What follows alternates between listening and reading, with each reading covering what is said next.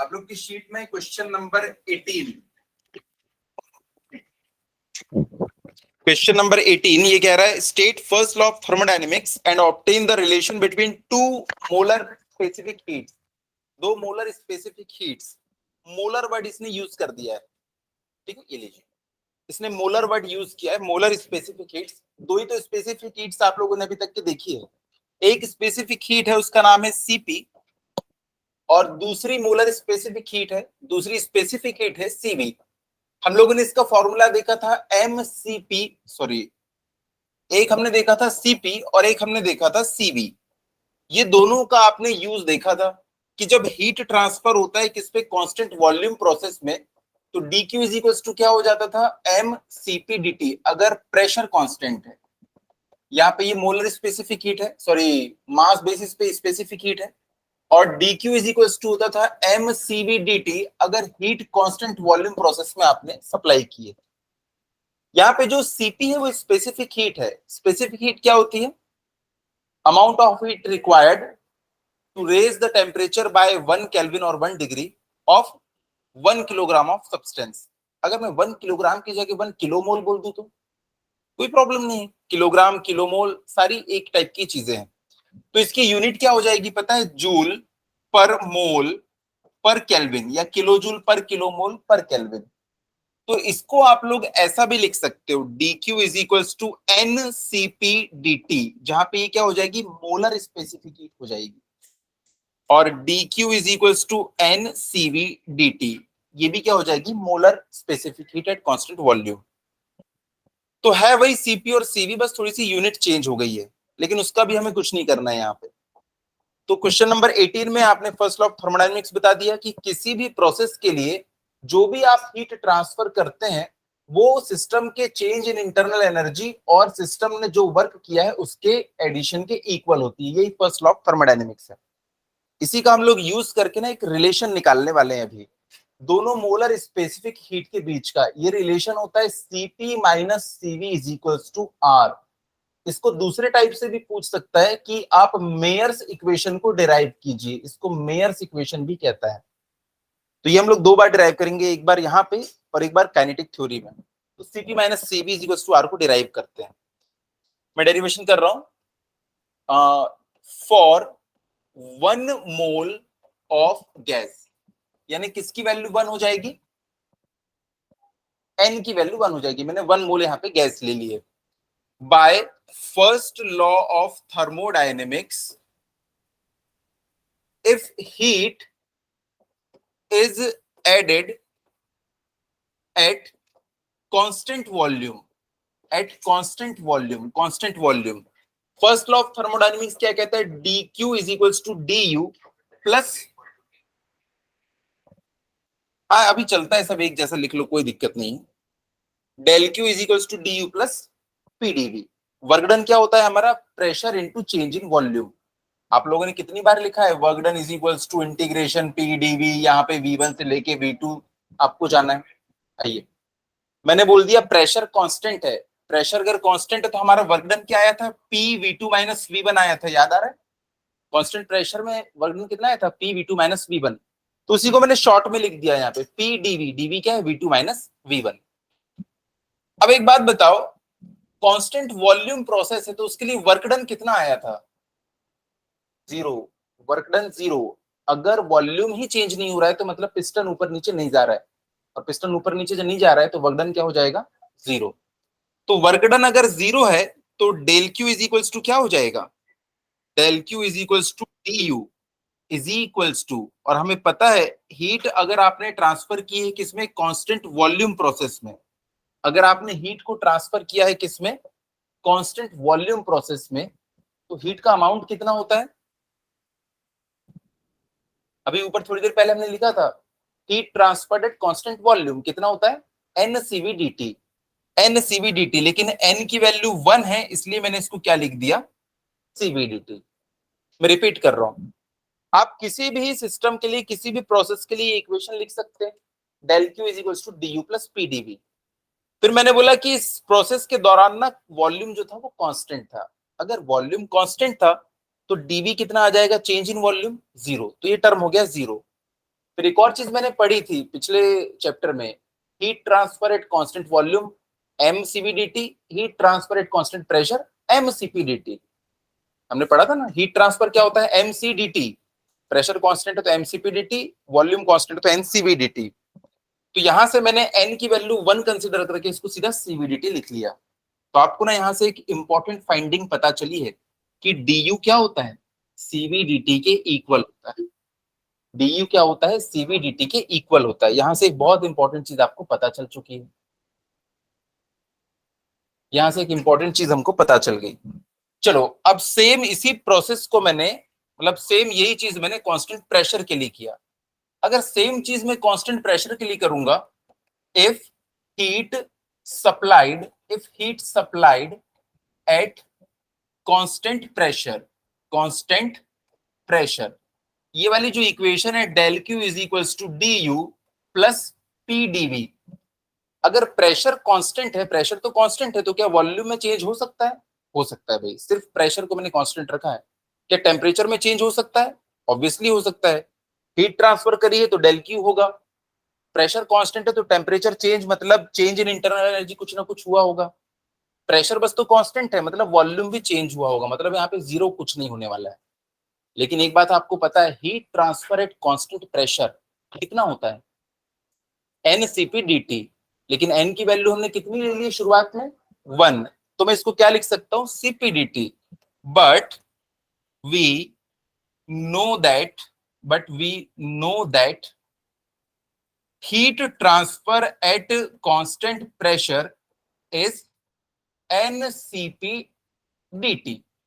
तो यहां से मैं n की वैल्यू को 1 लिख लूंगा, तो ये कितना हो जाएगा, इसकी जगह पे मैं क्या लिख सकता हूं, CpDT। CpDT तो मैंने लिख दिया CpDT is equals to du plus pdv, du plus pdv लिख दिया मैंने।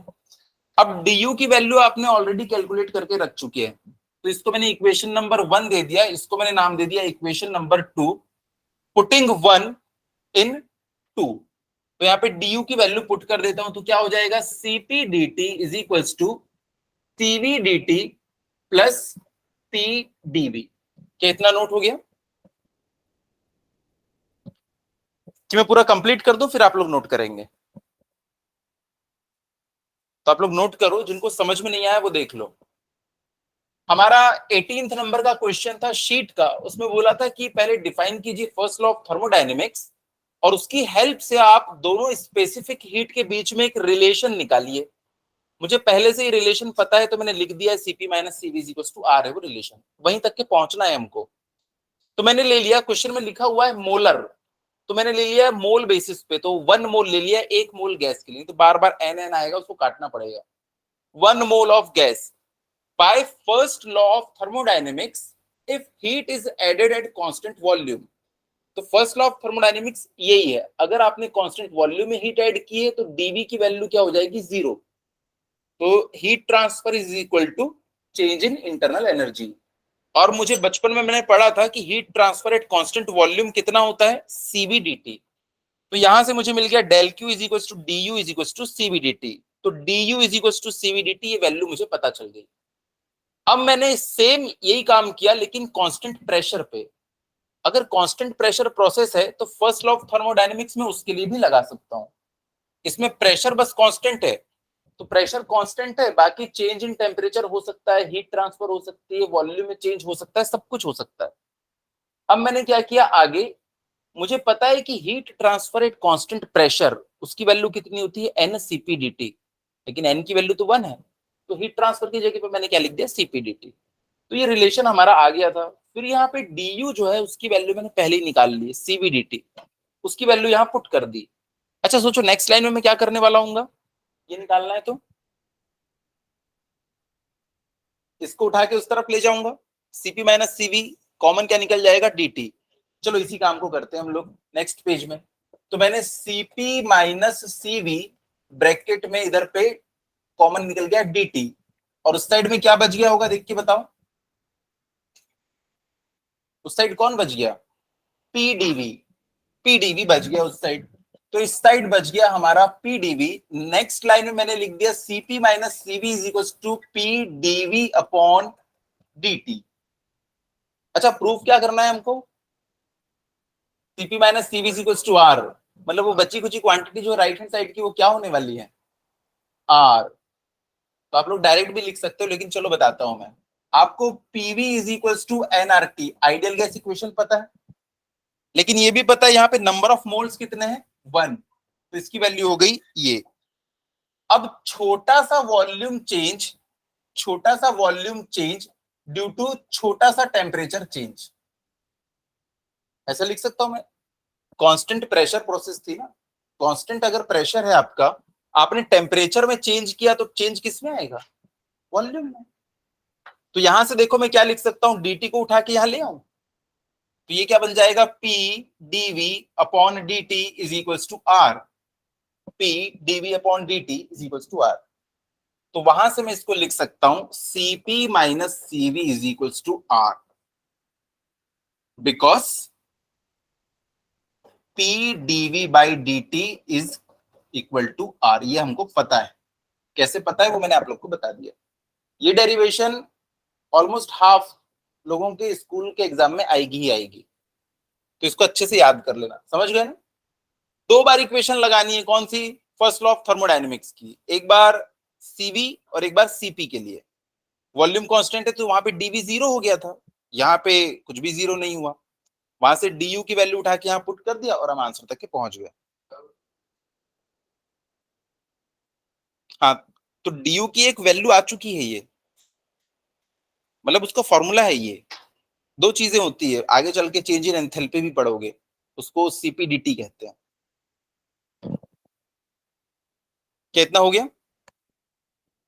चलो शीट में देखो, क्वेश्चन नंबर 1 क्या सभी से सॉल्व हुआ ये? शीट में क्वेश्चन नंबर 1,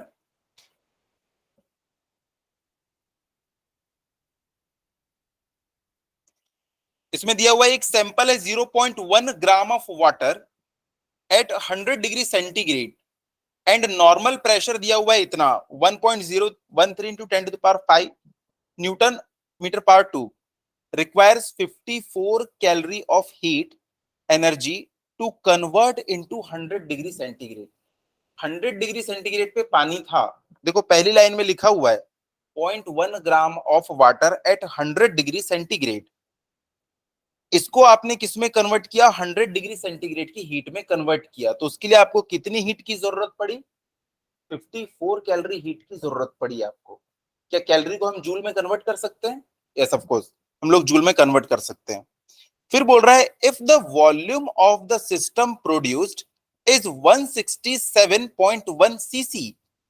सीसी क्या होगा? क्यूबिक सेंटीमीटर, यानी सेंटीमीटर की पावर में 3, सेंटीमीटर पावर 3।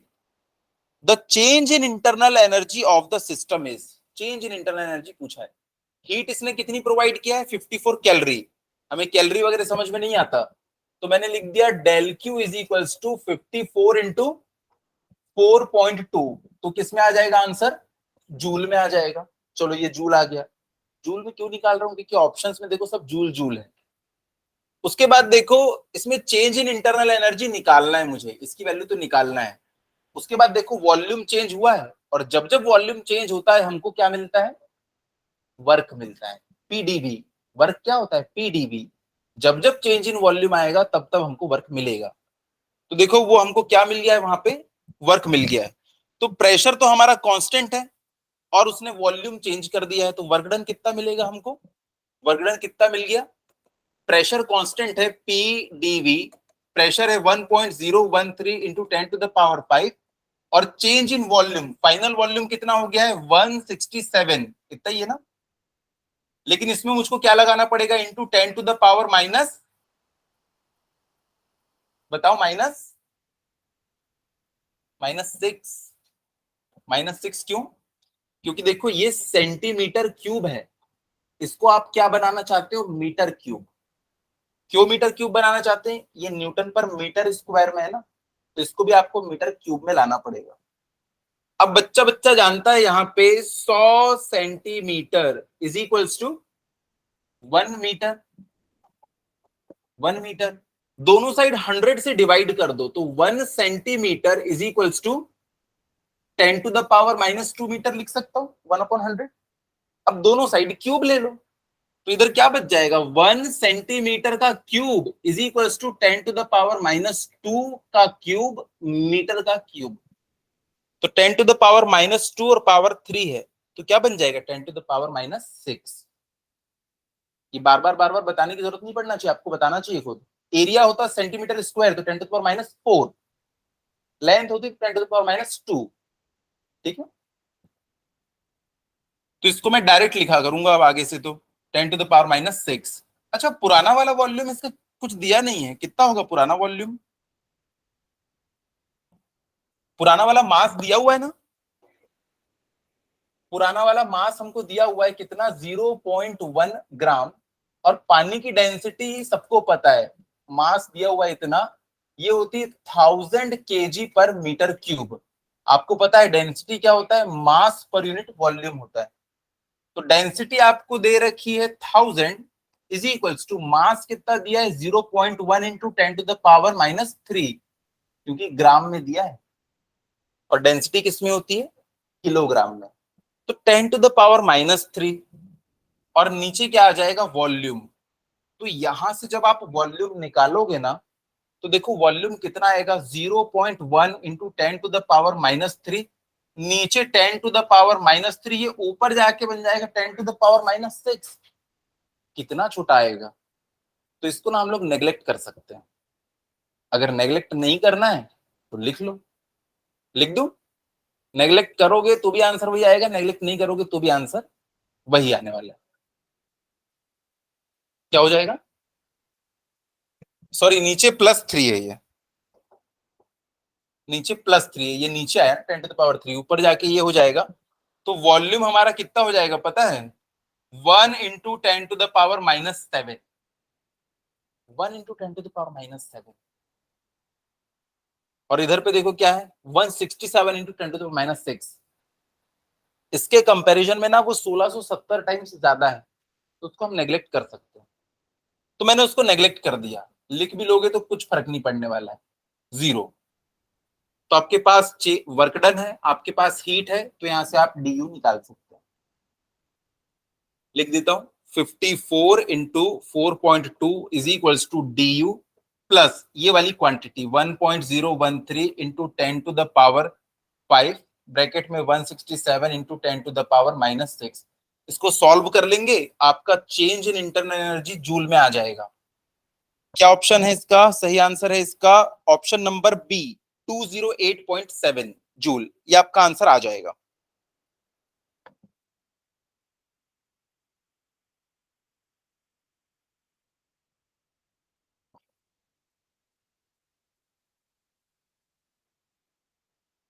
ठीक है, उसके बाद क्वेश्चन नंबर 2 है, the internal energy change in a system that has absorbed 2 kilo calorie of heat and done 5 joule of work. चलो सॉल्व करो इसको, मोबाइल अपना जेब में रख के सॉल्व करो इसको। इसमें देखो आपको दे रखा है उसने change in internal energy, du की वैल्यू दे रखा है, और इसने आपको वर्क डन भी दे रखा है, और आपसे हीट पूछा है। फास्ट विप्लव, आंसर चाहिए आपसे। चेंज इन इंटरनल एनर्जी दे रखा है, वर्क डन भी हमको दे रखा है। चेंज इन इंटरनल एनर्जी इसमें दे रखा है कितना, 2 किलो कैलोरी, 2 किलो कैलोरी, और ये दे रखा है हमको 500 जूल। यूनिट जब सेम होगी तभी हम उसको सब्ट्रैक्ट या ऐड कर सकते हैं। फॉर्मूला एक ही है हमारे पास में, del Q is equals to D U plus del W, ये वाला। ये भी दे रखा है, ये भी दे रखा है। आंसर किस में, जूल में कैलोरी में? जूल में, तो मैं कैलोरी को जूल में कन्वर्ट कर लूंगा। ठीक है, तो ये क्या हो जाएगा, 2 इंटू 4.2, ये आ जाएगा किलो जूल। याद रखना, कैलोरी है तो आंसर जूल में आएगा, किलो कैलोरी है तो आंसर किलो जूल में आएगा। तो मल्टीप्लाई वगैरह कर लेंगे, कितना आ जाएगा वो, 8.4। हाँ,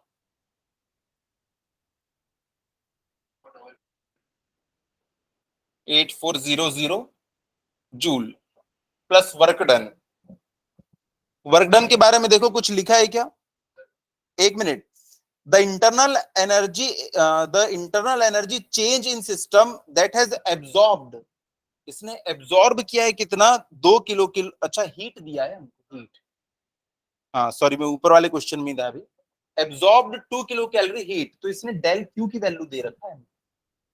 डेल क्यू, डेल क्यू की वैल्यू हमको दे रखा है और पूछा है क्या? Change in internal energy, change in internal energy हमको पूछा है। तो डेल क्यू पता है हमको, ये पता है, और वर्क डन क्या है इसका? इसने वर्क डन किया है 500 जूल। देखो क्वेश्चन ना आपको थोड़ा सा घुमा के भी दे सकता है। अगर ऐसा लिखा होता ना 500 joule work done is done on the system, system के ऊपर वर्क करोगे तो वो निगेटिव वर्क डन हो जाता है, तो यहाँ पे हमको -500 लिखना पड़ता। मैंने आपको बताया था एक डायग्राम बना के, हीट अंदर जा रही है तो पॉजिटिव, हीट बाहर निकल रही तो नेगेटिव। सिस्टम ने वर्क दिया तो पॉजिटिव, सिस्टम के ऊपर वर्क किए तो नेगेटिव। इसमें क्या बोला है? System has done 500 joule work, system ने किया है ना, पॉजिटिव है। तो चलो इसकी जगह पे मैं क्या लिख दिया? 8400 is equals to D U plus 500। तो यहां से d U is equals to कितना आ गया? 7900 जूल। उसके बाद है question number 3। Question number 3, question number 3 में बोल रहा है, ये थोड़ा अलग टाइप का क्वेश्चन है, मैंने बोला था इसको मैं सॉल्व करवाऊंगा। देखो क्वेश्चन में लिखा हुआ है 1 mole of ideal diatomic gas undergoes a transition from A to B, A से B जा रही है along a path AB as shown in the figure. The change in internal energy of the gas during this transition is, इसने पूछा है change in internal energy. Change in internal energy इसको निकालने के दो तरीके हैं। पहला होता है फॉर्मूला, कौन सा? Del Q is equals to D U plus del W, एक ये तरीका है। दूसरा, अभी थोड़ी देर पहले आपने डी यू का फॉर्मूला डिराइव किया था, क्या फॉर्मूला आया था? N CV d T, d U is equals to क्या होता है? N CV d T. इस क्वेश्चन में भी 1 मोल दे रखा है, तो एन की जगह हम लोग 1 रख लेंगे। सोचो अगर हमें सीवी की वैल्यू पता चल जाए और चेंज इन टेम्परेचर पता चल जाए तो मजा आ जाएगा, चेंज इन इंटरनल एनर्जी हम निकाल लेंगे। तो इसमें एक दे रखा है गैस का नाम, कौन सी है? Diatomic gas. Diatomic gas के लिए कितना होता है CV? Diatomic gas CV की वैल्यू मैंने ऐसा लिखवाया था, डिग्री ऑफ फ्रीडम 3, 5। सीवी कितना होगा? 3/2 आर, 5/2 आर। ये हो जाएगा क्या डाई एटॉमिक के लिए, और ये हो जाएगा मोनो एटॉमिक के लिए। सीपी की वैल्यू इसके लिए 5/2 आर, इसके लिए 7/2 आर।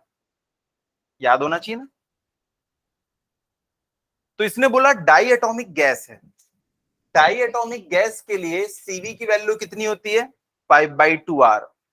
तो वैल्यू तो आपको पता है 5/2 आर, लेकिन यार आर की वैल्यू तो कुछ गिवन नहीं है। देखते हैं, अभी आगे बढ़ते हैं क्या होता है। चलो तो ये वाला मैं फॉर्मूला लगाने वाला हूं, T U is equals to N1 दिया है, इसको अभी भूल जाते हैं हम लोग, चलो बाद में रख देंगे उसको। एन सीवी की वैल्यू कितनी होती है? 5/2 आर। उसके बाद है चेंज इन टेम्परेचर, तो मैं ऐसा लिख सकता हूं TB minus T. Change in temperature क्या होगा? Final temperature minus initial temperature. पर यार दोनों टेम्परेचर भी गिवन नहीं है। Change in temperature dt pv is equals to nr dt, pv is equals to nrt है। क्या प्रेशर इसमें कांस्टेंट है? नहीं है। प्रेशर कांस्टेंट होता तो हम लिख लेते, पर इसमें प्रेशर भी कांस्टेंट नहीं। लेकिन जहां कोई काम नहीं आता वहां आइडियल गैस इक्वेशन काम आती है। आपको पता है पीवी इज इक्वल्स टू क्या होता है? N R T. तो टी इज इक्वल्स टू क्या हो जाएगा? PV upon N R. तो T A is equals to क्या हो जाएगा? P A V A upon N R. R constant होता है हर गैस के लिए। और टीबी क्या हो जाएगा? PB VB upon N are. ऊपर में एन आर दिख रहा है, सॉरी नीचे में एन आर, और यहाँ पे ऊपर में एन आर, कट जाएंगे। और डायग्राम को आप ध्यान से देखो, आपको P1 और V1 दोनों दे रखा है, P2 और V2 ये भी दे रखा है। ये क्वेश्चन जो है अच्छा स्टैंडर्ड का क्वेश्चन है। तो चलो du is equals to n 5/2 r, यहां पे मैंने लिखा Pa, शुरुआत में Pb है ना, Pb Vb upon nr minus PA VA upon nr। पहली बार ये क्वेश्चन को करने में वाकई में तकलीफ होती है, लेकिन जब आप इसको 2-3 बार कर लोगे ना तो पता है ये याद हो जाती हैं चीजें, कि इससे सिमिलर अगर जब क्वेश्चन आएगा तो आपको पता होगी अप्रोच।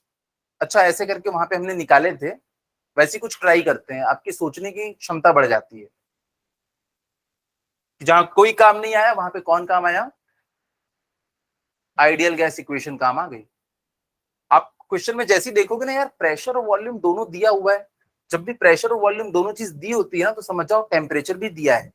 आपको अगर प्रेशर और वॉल्यूम पता है, nRT, आपको टेम्परेचर निकालने के लिए भी कुछ ना कुछ क्लू देगा वो। ठीक है, तो यहाँ पे प्रेशर एट बी कितना है, 2 किलो पास्कल। डायग्राम में देखो दिखेगा 2 किलो पास्कल।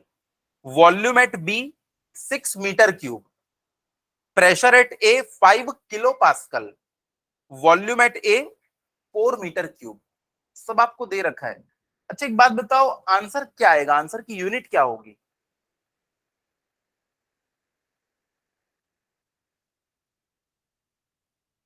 अरे ऑप्शंस में ही देख के बता देते, किलो जूल, क्योंकि प्रेशर आप किस में रख रहे हो, किलो में, तो आंसर भी क्या आएगा, किलो में। और इंटरनल एनर्जी, एनर्जी की यूनिट क्या होती है, जूल। अगर आपने प्रेशर को मेगा में रखा होता तो मेगा जूल, सिंपल। इसको आपने न्यूटन पर मीटर स्क्वायर रखा होता ना तो आंसर जूल में ही आ जाता।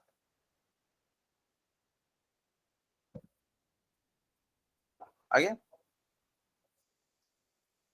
कितना आया, अरे वैल्यूज पुट करना है, एन आर कट जाएंगे। ये देखो ऊपर में एन आर है, नीचे में एन आर कॉमन निकल के कट जाएगा, तो D U is equal to बचेगा 5/2, ब्रैकेट में इधर 2 इंटू, कितना था, 6 था क्या वॉल्यूम, 2 इंटू 6 माइनस 5 इंटू 4, तो आंसर कितना आ जाएगा हमारा, निगेटिव में आने वाला है पहली बात तो। ये हो जाएगा 12, 12 माइनस 20 यानी कि 8, 2 में से गया ये 4, 4×5 = 20 minus 20 kilo joule. Kilo joule क्यों किलो में आया, प्रेशर को आपने किलो में रखा था, इसीलिए आंसर भी आपका किलो में आया। चलो यहां तक हो गया। क्वेश्चन नंबर 4, इसमें डेंसिटी निकालना है। इसमें आपको केमिस्ट्री का एक छोटा सा फॉर्मूला काम में आएगा। हाँ केमिस्ट्री का एक छोटा सा फॉर्मूला जो हम लोग लिखते हैं, PV is equals to N R T, number of moles. Number of moles कैसे निकालते हैं, mass of the gas divided by molar mass, बस। इसमें डेंसिटी निकालने के लिए बोल रहा है ना आपको, तो चलो इसी इक्वेशन में मैं पुट करता हूं, PV is equals to M upon capital M R T. अब देखो इस एम को वहां भेजता हूं, इस वी को नीचे भेजता हूं, तो P into capital M is equals to mass per unit volume, क्या बन जाएगा, डेंसिटी। तो P into molar mass is equals to density R T. और आपको डेंसिटी निकालने के लिए बोला है, तो डेंसिटी इज इक्वल्स टू क्या हो जाएगा, P M upon R T. लेकिन इसमें अभी आप लोग एक गलती करोगे, सॉल्व करो, गलती आएगी। वो गलती एक ही बार होगी, जो भी सॉल्व करेगा उससे यही गलती होगी, आगे नहीं होगी।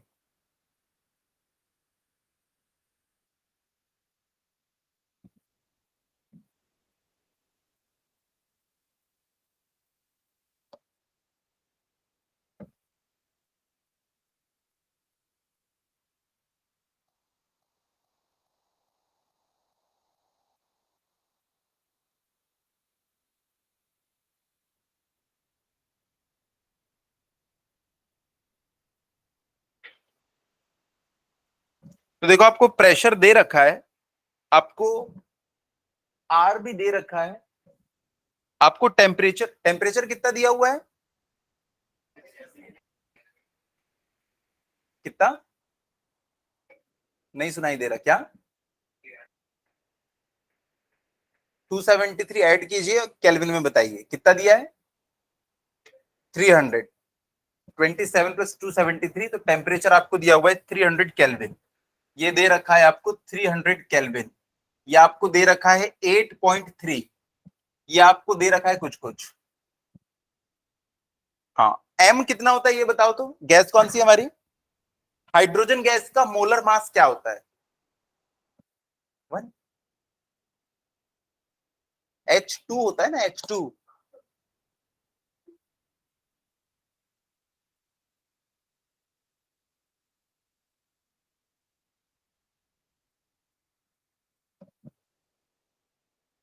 देखो तो आंसर आ रहा है क्या?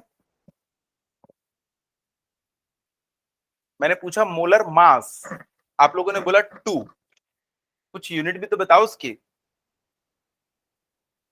मोलर मास है ना, ग्राम में रहता है,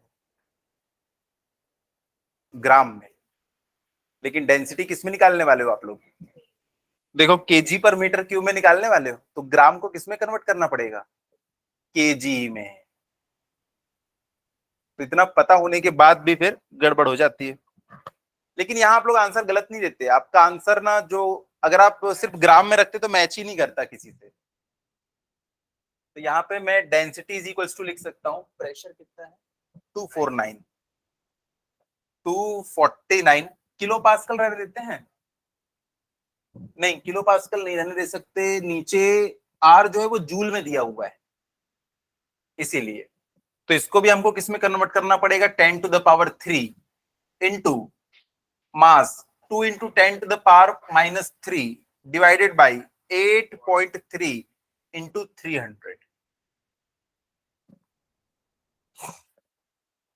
ठीक है, तो आंसर आप लोग का आ जाएगा 0.2 kilogram per metre cube, option number B. उसके बाद क्वेश्चन नंबर 5 है, उसमें एक छोटा सा फॉर्मूला लगता है, छोटा सा फॉर्मूला।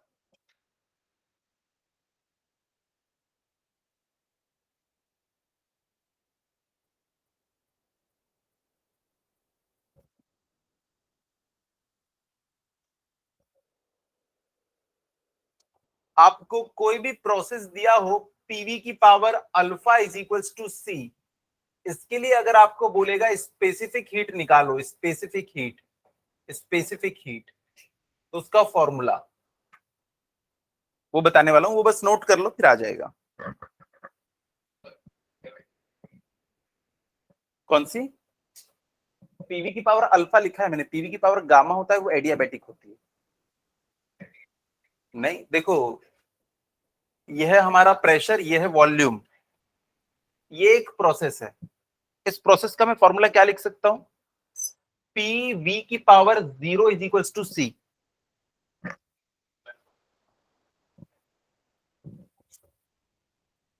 देखो, ये pressure is equal to constant है, P is equal to C. मैं इसको ऐसा भी तो लिख सकता हूं, पीवी की power 0 is equal to C, PV की power 0 is equal to C. उसके बाद एक प्रोसेस ऐसी होती है, ये प्रोसेस कौन सी होती है? इसमें प्रेशर हमको दिखाई नहीं देता, इसमें हमको सिर्फ वॉल्यूम दिखाई देता है।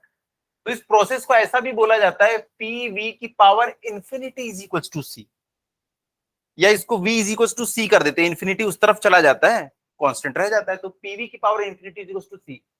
इसके बीच में बहुत सारी प्रोसेस आती है, ये कौन सी होगी? पीवी की power 1 is equal to C. ये कौन सी होगी? पीवी की power 2 is equal to C. ये कौन सी होगी? पीवी की पावर कुछ भी is equal to C, alpha is equal to C. Alpha कुछ भी वैल्यू ले सकता है। तो ये सारी प्रोसेसेस हैं, लेकिन हम तीन ही प्रोसेस पढ़ते हैं। सबसे पहली प्रोसेस जिसमें प्रेशर कांस्टेंट है, जिसमें वॉल्यूम कांस्टेंट, और एक ऐसी बीच में खास प्रोसेस आती है जिसमें ना कोई हीट ट्रांसफर नहीं होता। इसलिए बस तीन ही प्रोसेस के हम लोग नाम जानते हैं, अदरवाइज ऐसी थाउजेंड ऑफ प्रोसेस हो सकती है। ठीक है, और जो रियल लाइफ में प्रोसेसेस होती है ना, वो ना तो कांस्टेंट प्रेशर होती है, ना तो कांस्टेंट वॉल्यूम, ना एडियाबैटिक, वो बीच के ही कुछ और होती है। ठीक है, तो स्पेसिफिक हीट हमको निकालना है। तो स्पेसिफिक हीट के लिए एक फॉर्मूला है,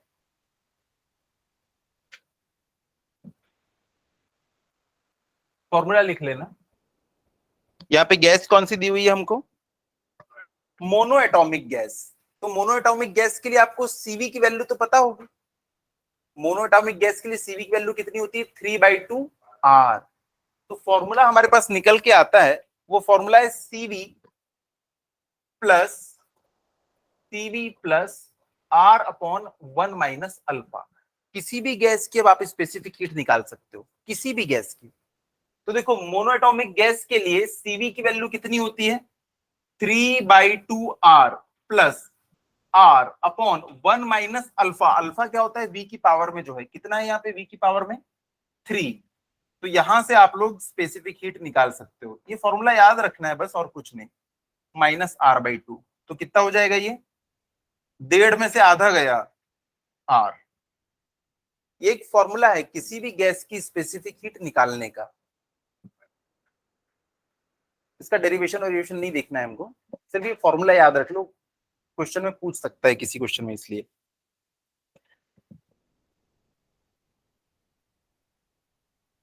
उसके बाद की क्वेश्चन आप लोग, छठवां में बता देता हूं, उसके बाद के सारे क्वेश्चन आपसे बन जाएंगे। जो 12वां क्वेश्चन है ना, वो कंप्लीट नहीं लिखा हुआ था आपकी शीट में, वो कंप्लीट में लिखा दूंगा। मैं बस छठवां क्वेश्चन बता रहा हूं आपको। छठवें क्वेश्चन को आप पढ़ो, ध्यान से पढ़ो। 3 अलग अलग प्रोसेस है उसमें।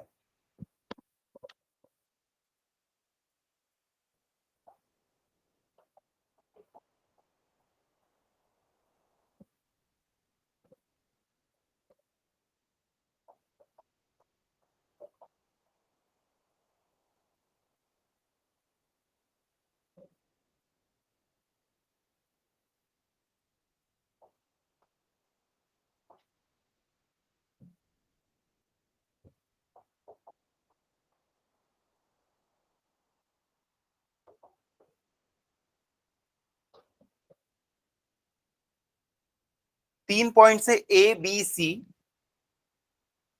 3 पॉइंट से, यह है ए, यह है बी और यह है सी।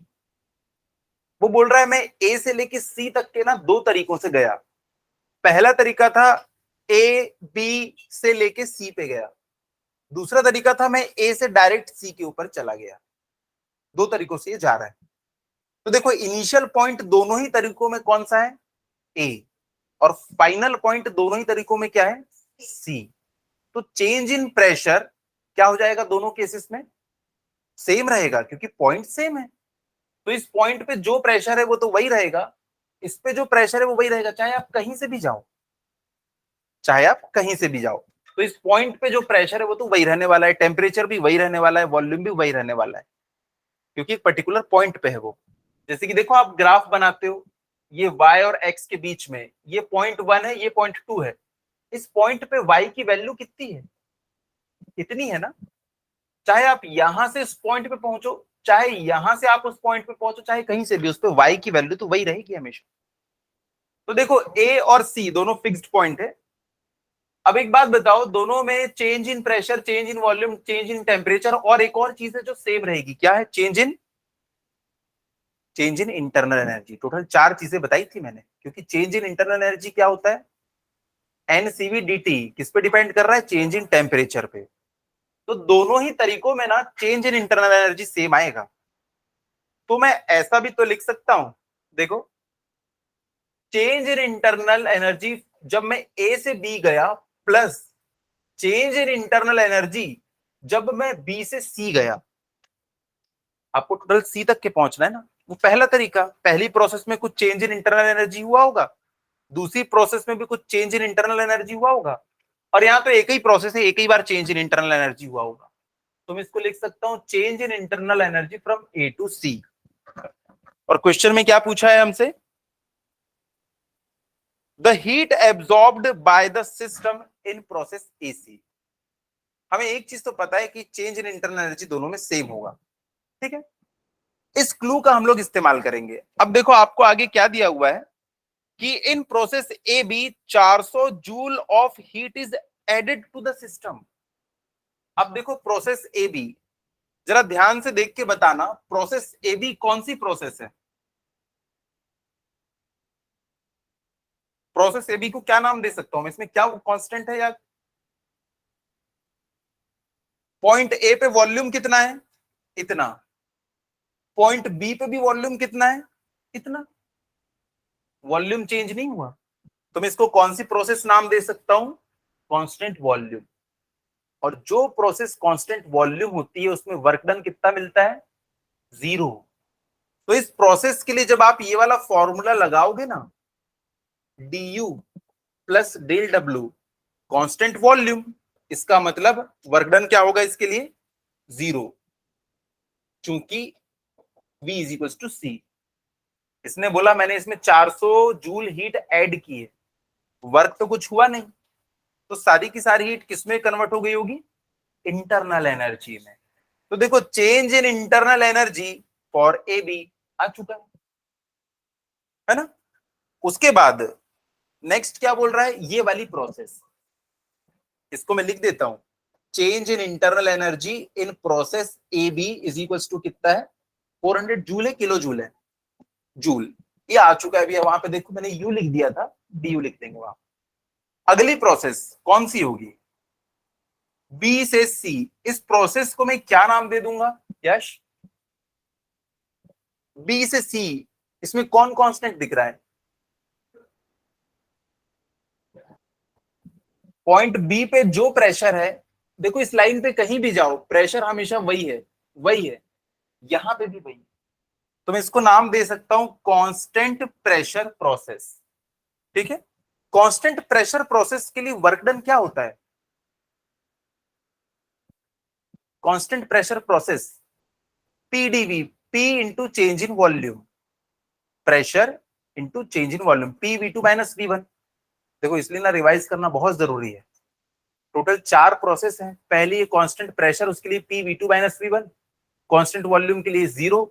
उसके बाद तीसरी प्रोसेस हमने पढ़ी थी आइसोथर्मल, उसके लिए कितना आया था 2.303 P1 V1 log V2 by V1 या log P1 by P2।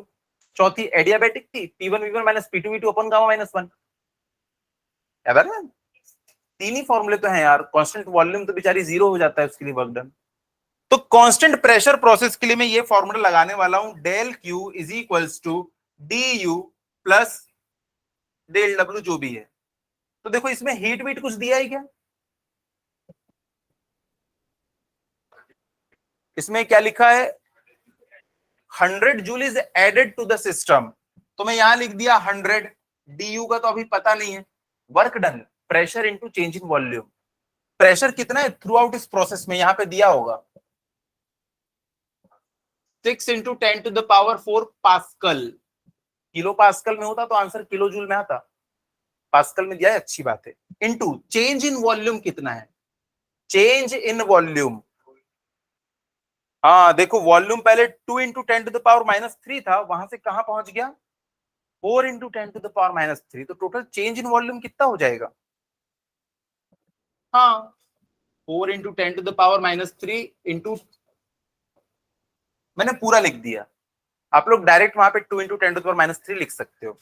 तो क्या यहां से भी आप चेंज इन इंटरनल एनर्जी निकाल सकते हो, ये चेंज इन इंटरनल एनर्जी किसके लिए आएगा, बीसी के लिए। देखो दोनों की वैल्यू आ चुकी, तो यहां से change in internal energy for process BC आ गया। सिस्टम को हीट मिली तो सिस्टम के लिए पॉजिटिव, हाँ वर्क उल्टा चलता है, सिस्टम वर्क करेगा तो पॉजिटिव। आपकी बाइक का इंजन है, उसको हीट मिलती है तो वो वर्क देता है, उसमें से हीट जो लॉस हो जाती है ना वो आपके लिए नुकसान है, वर्क निकलता है वो आपके लिए फायदा है। क्या यहां तक के पहुंच गए, चाहो तो नोट कर लो इतना, बस फिर आखिरी स्टेप बचा है हमारा।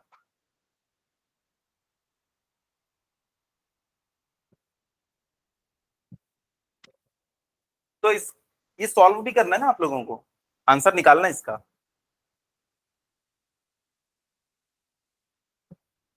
ये कितना है -20, चलो ये आ गया -20 जूल।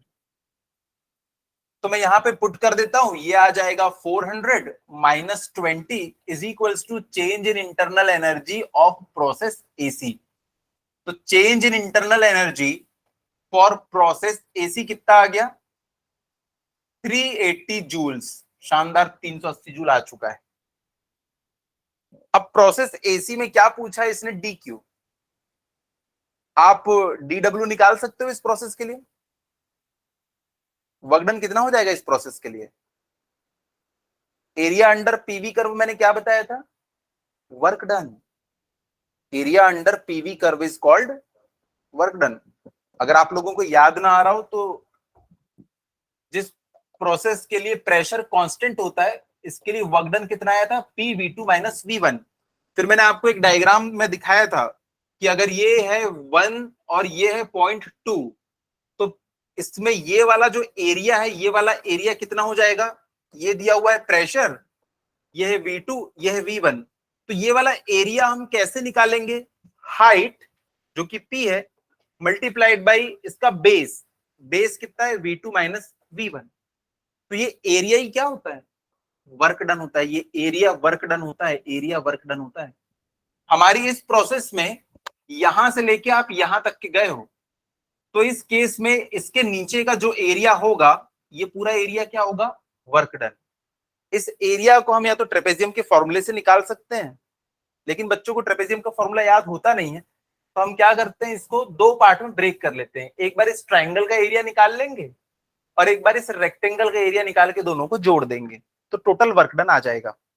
मेरे पास वर्क डन आ गया, मेरे पास चेंज इन इंटरनल एनर्जी आ गया, बचा क्या, डी क्यू, वो हम निकाल सकते हैं। तो चलो मैं यहां से डायरेक्ट लिख रहा हूं, del Q is equals to 380 plus, देखो पहले ट्राइंगल का एरिया हाफ, इसका बेस कितना हो जाएगा, कहां गया, ट्राइंगल का ये बेस है ये वाला। देखो मैं ये वाला एरिया निकाल रहा हूं, ये वाला एरिया, तो ये मेरे ट्राइंगल का बेस, ये कितना हो जाएगा, 2 इंटू 10⁻³ इंटू इसकी हाइट कितनी हो जाएगी, यहां का प्रेशर और यहां का प्रेशर दिया हुआ है, दोनों का आप सब्ट्रैक्ट कर लेना, कितना आ जाएगा, यहां 6 और यहां 2 है ना, हाँ तो कितना आ जाएगा, 4 इंटू 10⁻⁴। ये हमारे ट्राइंगल का एरिया हुआ। अब ये वाला भी एरिया जोड़ना पड़ेगा, उसमें एरिया अंडर द कर्व होना चाहिए पूरा। आपको एसी का वर्क डन निकालना है तो एसी के नीचे का पूरा एरिया निकालना होगा, जिसमें ये रेक्टेंगल भी आता है। इस रेक्टेंगल का एरिया हम कैसे निकालेंगे, बेस और ये इसकी हाइट, तो इसकी हाइट कितनी हो जाएगी, 2 इंटू 10⁻⁴, और इसका बेस कितना है, 2 इंटू 10⁻⁻3। तो इसको हम लोग सॉल्व कर लेंगे और डेल क्यू आ जाएगा। तो ये बहुत लॉन्ग आंसर टाइप क्वेश्चन में आएगा ये, अगर पूछेगा तो। लेकिन आप सारी प्रोसेस का आपका रिवीजन हो जाएगा, सारे कॉन्सेप्ट का रिवीजन हो जाएगा ऐसा एक क्वेश्चन करने पे। समझ में आया पक्का? मैंने आप लोगों को बताया था पिछली क्लास में कि नेक्स्ट क्लास के क्वेश्चन थोड़े से टफ रहेंगे, उसके लिए आपको रिवाइज करके आना होता है, फॉर्मूले पूरे फिंगर टिप्स पे रहने चाहिए। इसके बाद के सारे क्वेश्चन आप लोग से बन जाएंगे। क्वेश्चन नंबर जो 12 है ना, वो कंप्लीट नहीं लिखा हुआ है, इसका आंसर आया है 460। क्वेश्चन नंबर कौन सा था ये, 6। हाँ तो इसका ऑप्शन ए करेक्ट आंसर, ठीक है।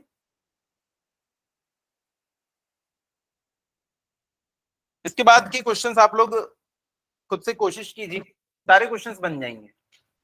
और जो नहीं बनते हैं, मैं जैसे पहले आ जाता हूं, आप उससे वहां बैठ के क्वेश्चन पूछिए। कल की क्लास में, नेक्स्ट क्लास जो भी होगी, उसमें 7th क्वेश्चन, 8th क्वेश्चन और 10th क्वेश्चन और 11th क्वेश्चन, 7, 8, 10, 11, ये मैं किसी से भी आंसर पूछूंगा, ठीक है। चलिए तो फिर हम लोग नेक्स्ट हमारा एक चैप्टर शुरू कर रहे हैं। कौन सा चैप्टर है वो, ऑसिलेशंस।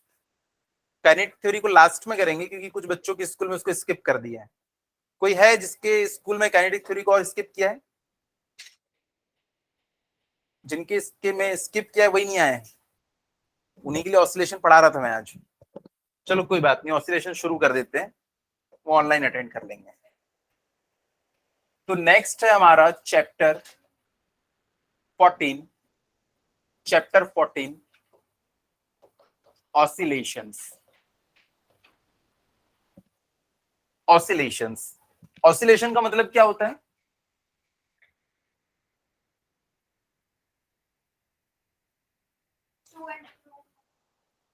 हाँ, कुछ कुछ चीजें आपने पढ़ी हैं, सबको मिक्स करके भेल बना के कुछ तो फंसेगा।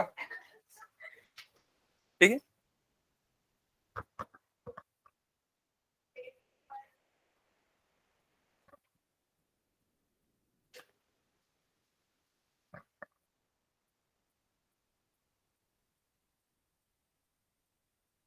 चलिए इसमें कुछ डेफिनेशंस लिखिए, फिर हम सबको एक साथ क्लब करके पढ़ेंगे।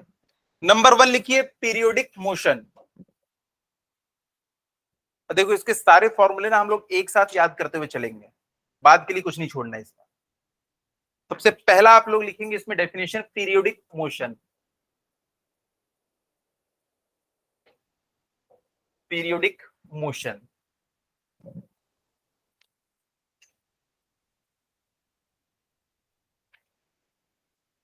पीरियोडिक मोशन का मतलब होता है period is same and motion is repeated. Periodic motion, अगर मैं एक लाइन इसकी डेफिनेशन पूरी लिखवाऊंगा मैं, इसका मतलब होता है पीरियड यानी कि टाइम पीरियड इज सेम। ये बात बहुत इंपॉर्टेंट है, टाइम पीरियड हमेशा सेम होना चाहिए और motion is repeated. Motion is repeated. एक बात बताओ, आपका जो पंखा है एक फिक्स्ड टाइम के बाद वो उसी पोजीशन पे पहुंच रहा है और बार बार उसी मोशन को रिपीट कर रहा है। ये देखो ये पेन है, ये देखो बार बार उसी मोशन को रिपीट कर रहा है और एक फिक्स्ड इंटरवल टाइम पे ही वहीं पे पहुंच रहा है। तो ये कैसा मोशन कहलाएगा? Periodic motion. जो एक पर्टिकुलर टाइम के बाद खुद को रिपीट करे वो मोशन क्या कहलाता है? पीरियोडिक मोशन कहलाता है। अब ये मोशन ऐसा भी हो सकता है, ये मोशन ऐसा भी हो सकता है, देखो एक फिक्स्ड टाइम के बाद ये खुद को रिपीट करना चालू कर देता है। तो ये भी एक टाइप का पीरियडिक मोशन है, ये भी एक टाइप का एक पीरियडिक मोशन है। ठीक है, लेकिन अगर मैं इसको यहां से लेके यहां तक के चला गया तो क्या ये पीरियडिक मोशन है? नहीं, ये तो लीनियर मोशन है। तो इससे पहले के चैप्टर्स में ना हम लोगों ने सबसे पहले एक चीज पढ़ी थी, कौन सा मोशन? लीनियर मोशन पढ़ लिया था। लीनियर मोशन में बॉडी आगे जाती थी तो आगे आगे जाती थी। उसके बाद हम लोगों ने नेक्स्ट क्या पढ़ा था? हम लोगों ने पढ़ा था circular motion. Circular motion, circular motion में क्या होता था? बस वो गोल गोल गोल गोल गोल गोल घूमती रहती थी। पहले लीनियर मोशन फिर सर्कुलर मोशन। आप सोचो अगर मैं अपने दोनों हाथों से एक रबर बैंड को पकड़ लूं, एक रबर बैंड को अगर मैंने पकड़ लिया है, या आपको वो रबर बैंड दिखाई दे रहा है, अगर मैं इसको बीच से ऐसा खींचूं, यार मेरे तो दोनों हाथ इंगेज्ड हैं, आप अगर इसको खींचोगे और छोड़ोगे तो क्या होगा? ये ऊपर नीचे होने लगेगा। इतना तो बोलो, ये कभी ऊपर होगा, कभी ऐसे ये नीचे होगा और धीरे धीरे धीरे धीरे करके रुक जाएगा। तो एक मीन पोजीशन से ये ऊपर जा रहा है, नीचे आ रहा है, ऊपर नीचे, देखो ये भी एक पीरियडिक मोशन कर रहा है। तो इस टाइप के मोशन को पढ़ने के लिए ना हमको एक नया चैप्टर पढ़ना पड़ रहा है 11th।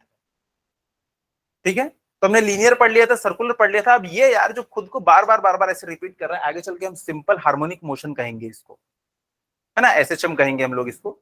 तो इस टाइप के मोशन को जो खुद एक मीन पोजीशन को ना बार बार रिपीट कर रहा है लेकिन एक ही डायरेक्शन में नहीं।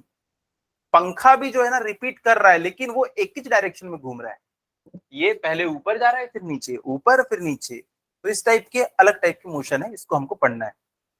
पंखे की ब्लेड को कहीं रुकना नहीं पड़ता है, लेकिन यहाँ पे पता है इस रबर बैंड को ऊपर जाके रुकना पड़ता है, उसके बाद ये नीचे आना शुरू होता है। कोई भी बॉडी अपनी वेलोसिटी को जीरो किए बगैर 180 डिग्री नहीं मुड़ सकती है। आप ही को अगर मैं कहूंगा कि आपको जाना है और एक पॉइंट से तुरंत वापस आना है, आप बहुत स्पीड से जाओगे, जब मैं स्लो मोशन कैमरे में देखूंगा ना, आप एक जगह जाके रुकोगे, तब जाके आप इस डायरेक्शन में मूव कर सकते हो। तो पंखे की ब्लेड भी देखो एक पॉइंट के अबाउट, मतलब एक पॉइंट को बार बार क्रॉस कर रही है, लेकिन कहीं उसकी स्पीड जीरो नहीं हो रही है, लेकिन इसकी स्पीड जीरो हो रही है।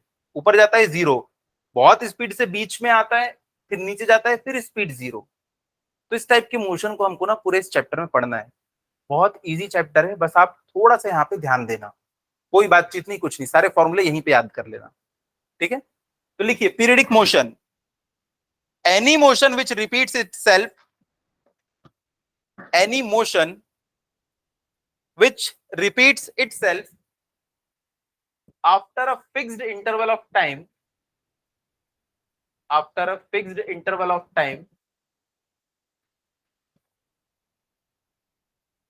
is called periodic motion, is called periodic motion. Example लिख लेना,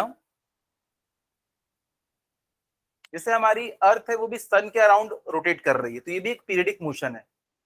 अर्थ का टाइम पीरियड कितने का है, कितने टाइम के बाद वो रिपीट करती है, 365 डेज। उसके बाद वो उसी पॉइंट पे पहुंचती जहां से चलना शुरू की थी। 365 दिन में इसका एक चक्कर पूरा होता है। तो अर्थ का टाइम पीरियड, आगे चल के मैं टाइम को दो बार लिखा करूंगा, एक बार स्मॉल टी और एक बार कैपिटल टी। स्मॉल टी और कैपिटल टी, कैपिटल टी का मतलब क्या होगा, एक चक्कर पूरा करने में कितना टाइम लगा, कैपिटल टी, इसको हम लोग क्या कहेंगे, टाइम पीरियड। और छोटा टी क्या रहेगा, जैसे अर्थ को 365 दिन लगते हैं एक चक्कर पूरा करने में, तो अर्थ के लिए कैपिटल टी कितना है, 365। अगर मैं आपसे पूछूं अर्थ 180 डेज में कितना चक्कर मारती, तो आप बोलोगे आधा। ये कंप्लीट टाइम पीरियड के इक्वल है क्या, नहीं है ना। तो कंप्लीट टाइम पीरियड के अलावा जो भी टाइम होगा कि भाई एक महीने में अर्थ कितना घूमती है, 5 साल में कितना घूमती है, तो वो सब क्या कहलाएगा, स्मॉल टी। ठीक है, लिखिएगा example, motion of planets around sun, motion of planets around sun. इसका अगला एग्जांपल लिखेंगे, motion of pendulum of wall clock. ये भी एक पीरियडिक मोशन है, एक पीरियड के बाद ये खुद को रिपीट कर रहा है। हाँ, फैन भी है, अगर ये कांस्टेंट स्पीड में चल रहा है तो फैन भी। अच्छा, अगर मैंने पंखे को बंद कर दिया तब भी पंखा घूमता रहता है थोड़ी देर, क्या वो पीरियडिक मोशन होगा या नहीं होगा, क्यों नहीं होगा, वेलोसिटी अब उसकी सेम नहीं है, क्योंकि उसकी स्पीड अब धीरे धीरे कम हो रही है। एक चक्कर जो उसने मान लो 3 सेकंड में मारा होगा, अगला चक्कर वो 5 सेकंड में मारेगा, तो अब टाइम पीरियड फिक्स नहीं है। मैंने बोला था पीरियड इज सेम, अगर चल रहा है तो भाई एक पर्टिकुलर टाइम के बाद ये एक चक्कर मारेगा। तो पंखा जैसे ही बंद किया उसका मोशन पीरियडिक मोशन नहीं हुआ, वो सर्कुलर मोशन में ही फिर आपको स्टडी करना पड़ेगा। चलिए नेक्स्ट लिखिएगा, example 2, motion of pendulum of wall clock. पहले जमाने में घड़ी आती थी जिसमें ऐसे नीचे पेंडुलम होता था, देखा है टीवी वगैरह में कहीं पे, तो पेंडुलम जो होता है उसका मोशन, वो भी एक सर्टेन टाइम पीरियड के बाद खुद को रिपीट कर रहा है। इसके बाद लिखिएगा ऑसिलेटरी मोशन,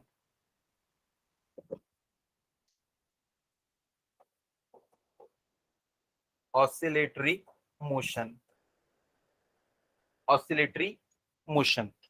ऑसिलेट करना मतलब होता है हिलते रहना, ऐसे ऐसे हम लोग हो रहे हैं, तो यही क्या कहलाता है, ऑसिलेट होना कहलाता है, ऑसिलेटरी मोशन। तो देखो अभी हमने पीरियडिक मोशन देखा था अर्थ का, अर्थ ऐसे ऐसे घूम रही है सन के चारों तरफ, कभी भी ये वापस ऐसे नहीं आती है। ऐसा होता है कि एक साल तक की वो ऐसे करके ऐसे गई, अगले साल फिर ये उल्टी होके ऐसे आ गई, ऐसा नहीं हो रहा है ना, वो एक ही डायरेक्शन में चले जा रही है। लेकिन हमारी घड़ी का जो पेंडुलम होता है वो पहले इधर जा रहा होता है, फिर उसको कुछ ख्याल आता है, वो वहां रुक जाता है, उसके बाद वापस इस डायरेक्शन में आता है, यहाँ जाता है, फिर कुछ सोच के रुक के वापस इस डायरेक्शन में आता है। तो वो एक मीन पोजीशन है बीच में, उसको ना वो बार बार क्रॉस कर रहा होता है। आप लोगों ने लेटर अगर कभी लिखा होगा या कभी स्पीड पोस्ट किया होगा, उसमें सामने में हमको क्या लिखना पड़ता है, एड्रेस। एड्रेस में सबसे पहला वर्ड क्या लिखते हो, टू। एप्लीकेशन भी लिखते हो तो टू लिखते हो, और सबसे नीचे में खुद का एड्रेस लिखना होता है, उसमें क्या लिखते हो, फ्रॉम। तो टू एंड फ्रॉम, ये देखो ये जा रहा है टू, और उसके बाद यहीं से ये वापस आ रहा है फ्रॉम, तो फ्रॉम में से एम को हटा दिया गया, टू एंड फ्रो मोशन इसको कहा जाता है। जा रहा है टू, आ रहा है फ्रो, to fro motion.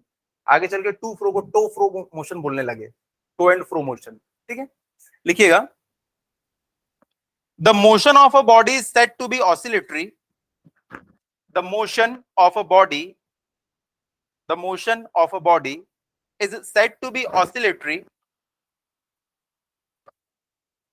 is said to be oscillatory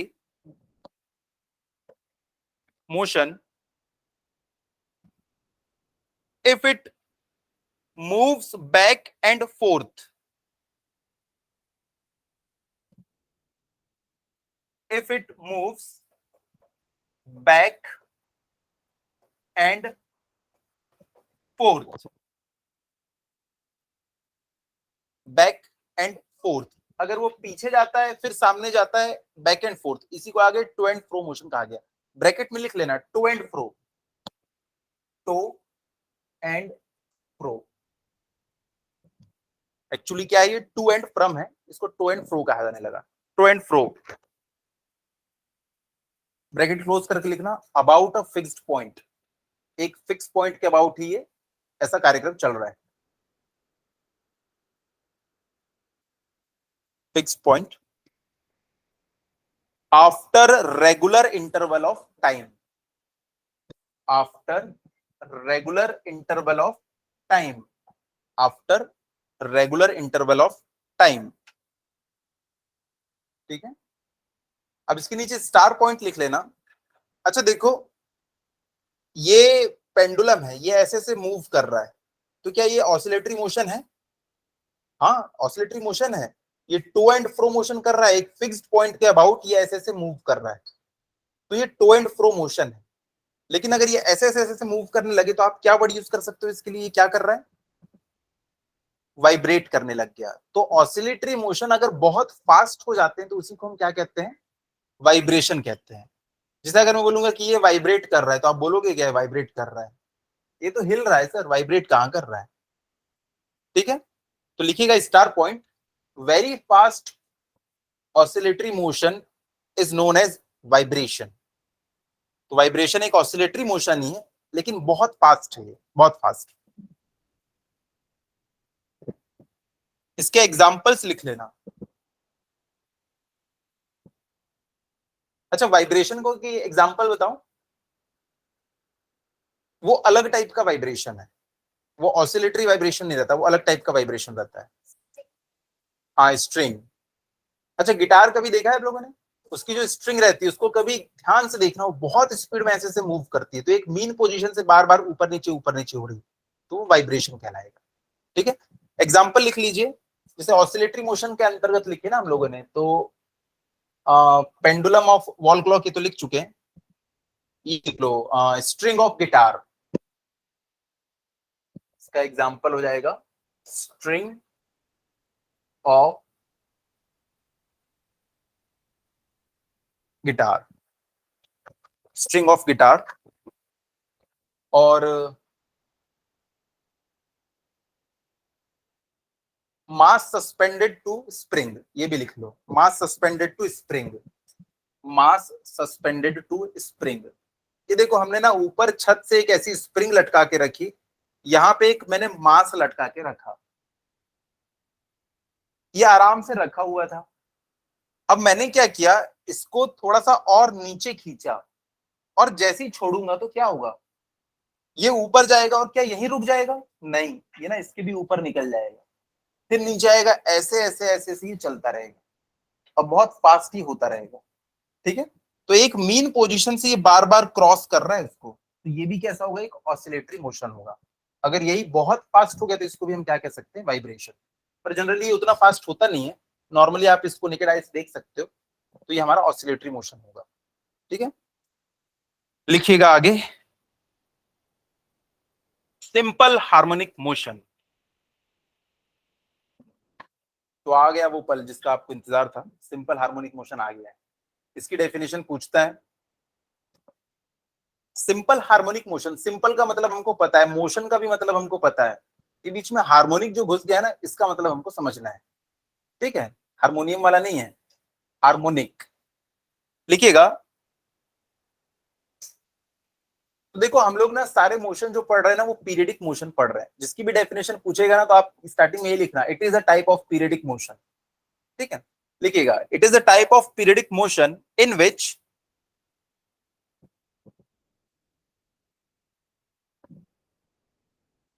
it is a type of periodic motion in which acceleration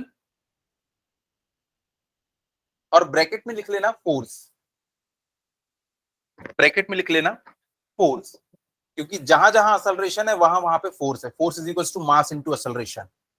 ठीक है, अगर आपको असलरेशन दिख गया मतलब ये धुआं है, मतलब वहां पे फोर्स हो गई। जहां धुआं है वहां आग होती है ना, असलरेशन मतलब फोर्स, तो दोनों सेम चीजें हैं। तो असलरेशन दिखा मतलब फोर्स है वहां पे। तो हमने लिखा it is a type of periodic motion in which acceleration bracket में force always acts towards mean position, always acts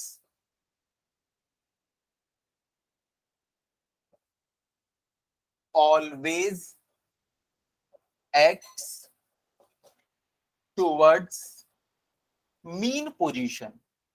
मतलब समझेंगे अभी इसका मीन पोजीशन। देखो आगे चल के ना आपसे क्वेश्चन पूछा जाएगा, बताओ ये एक सिंपल हार्मोनिक मोशन है या नहीं है। तो हम लोगों को ना ये दो कंडीशन देखना पड़ेगा। पहली कंडीशन क्या है, इसमें जो असलरेशन है या फोर्स है ना हमेशा मीन पोजीशन की तरफ लगना चाहिए। जो भी मोशन, ये दो कंडीशंस को फॉलो, दूसरी लिखवाने वाला हूं मैं भी। पहली कंडीशन ये है, हम इसको पहले चेक करेंगे फिर दूसरी कंडीशन को चेक करेंगे। जो दोनों कंडीशन फुलफिल करेगा वही सिंपल हार्मोनिक मोशन कहलाएगा। ठीक है, तो हमने लिखा always acts towards mean position. तो ये हमारी कंडीशन नंबर 1 हो चुकी है।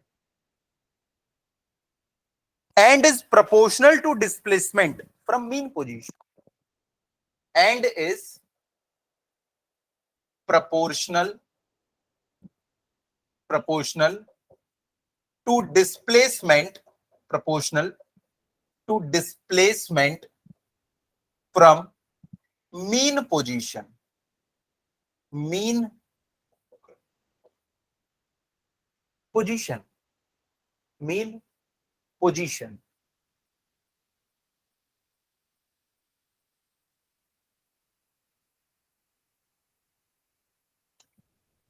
तो देखो आगे चल के ना हमको ऐसा इक्वेशन मिलने वाला है, अभी आप लोग मत लिखिएगा।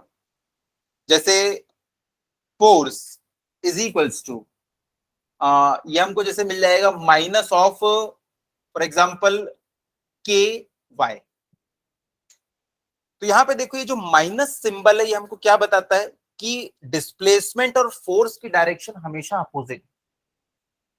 माइनस सिंबल का यही मतलब है। मैं इसमें आप लोगों को दिखा देता हूं कि ये अगर मैंने एक पेंडुलम बनाया, ये पेंडुलम की मीन पोजीशन थी।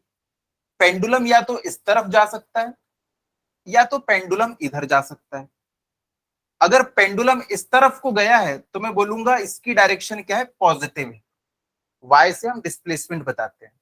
पेंडुलम जब जब इधर जाएगा मैं बोलूंगा पॉजिटिव डिस्प्लेसमेंट हुआ है, और पेंडुलम जब जब इधर जाएगा तो मैं बोलूंगा माइनस डिस्प्लेसमेंट हुआ है, नेगेटिव डिस्प्लेसमेंट। अब जब यहां पे मैं वैल्यू पुट करूंगा, देखो फोर्स की वैल्यू निकालूंगा मैं, जब y पॉजिटिव होगा, y पॉजिटिव, तो फोर्स क्या मिलेगा, निगेटिव। y पॉजिटिव डायरेक्शन में और फोर्स नेगेटिव डायरेक्शन में, हो गई अपोजिट डायरेक्शन। तो पहली कंडीशन हो गई फुलफिल। देखो टुवर्ड्स दिस। अब जब हमारा डिस्प्लेसमेंट होगा निगेटिव, इसकी जगह पे नेगेटिव पुट करो तो ये क्या आ जाएगा, पॉजिटिव, मतलब इसकी डायरेक्शन इधर है। हमेशा किसकी तरफ लग रहा है, ये मेन पोजीशन की तरफ। आगे चल के आने वाला है। तो देखो पहली कंडीशन फुलफिल हो गई, और दूसरी कंडीशन देखो किसके प्रोपोर्शनल दिख रहा है हमको, ये डिस्प्लेसमेंट। पता है इसको जितना ज्यादा उठाओगे उतना इसके ऊपर फोर्स लगेगा, उतनी तेजी से नीचे आएगा। नहीं वो एक कांस्टेंट है। कांस्टेंट क्या होगा इसको मैं बताऊंगा आगे चल के। अभी एम ओमेगा स्क्वायर ही कांस्टेंट आने वाला है। अभी इसकी वैल्यू एम ओमेगा स्क्वायर आएगी, उसको हम लोग डिराइव करेंगे।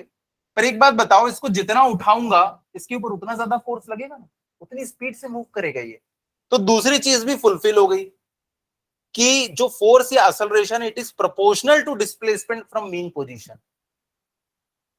तो पेंडुलम का जो मोशन है वो सिंपल हार्मोनिक है या नहीं, बताओ। दोनों कंडीशन फुलफिल कर दिया उसने।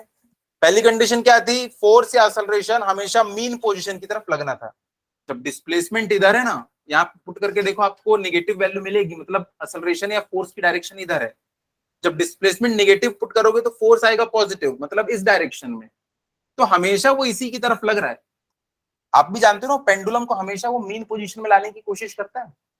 तो ये एक सिंपल हार्मोनिक मोशन है। तो पेंडुलम का मोशन कैसा होता है? एक सिंपल हार्मोनिक मोशन होता है।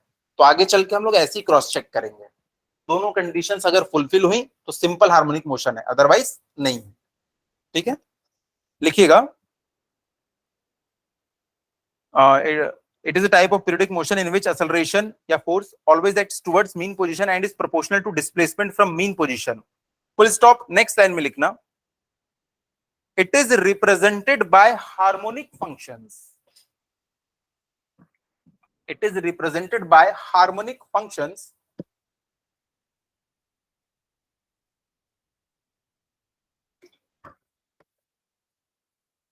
sin theta and cos theta. Sin theta and cos theta. तो हम लोग sin theta और cos theta को हार्मोनिक फंक्शन कहते हैं। हार्मोनिक फंक्शन, हार्मोनिक फंक्शन ऐसा हम इसलिए कहते हैं because they repeat after a fixed interval. After a fixed interval. अब देखो मैं यहां पे ना थीटा की वैल्यू लिख रहा हूं, थीटा की वैल्यू, और यहां पे हम लोग लिखेंगे साइन थीटा। थीटा की वैल्यू मैंने लिख दिया 0, उसके बाद मैंने लिख दिया 90, उसके बाद मैंने लिख दिया 180, उसके बाद मैंने लिख दिया 270, 360, फिर क्या आ जाएगा 450, फिर क्या आ जाएगा 540, फिर क्या आ जाएगा 630, फिर क्या आ जाता है 720। 90 जोड़ते जा रहा हूं मैं। हाँ, साइन अगर थीटा 0 हो तो साइन थीटा कितना हो जाएगा 0, साइन 90 1, साइन 180, साइन 180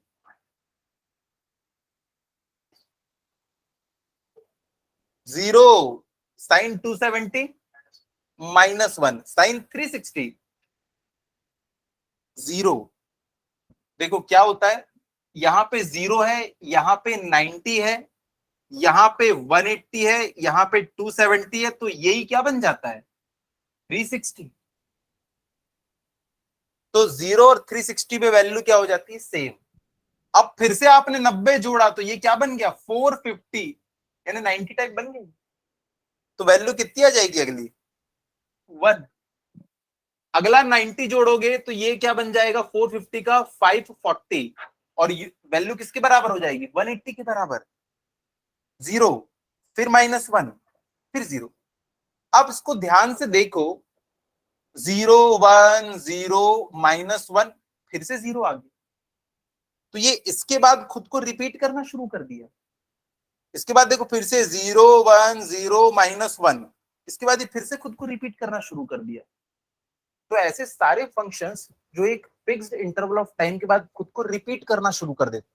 थीटा की वैल्यू चाहे दुनिया की आप कुछ भी रख लो, अब देखो 720 के आगे और चले जाओ 810 लिख लो, फिर 900 लिख लो, वैल्यूज रिपीट होती रहेगी।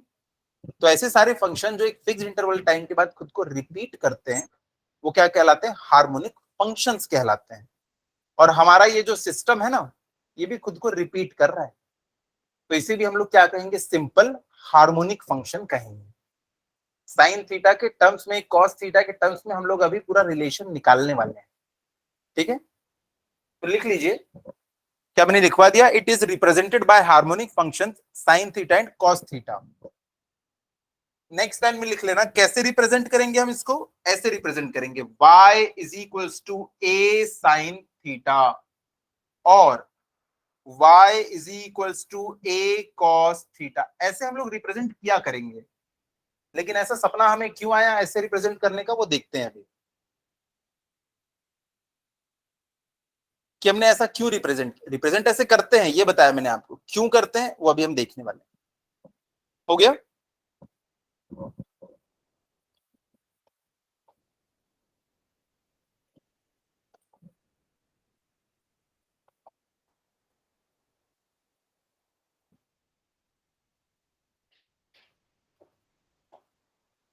वो कहाँ है, इसमें सॉलिड नहीं बनाना है मुझको।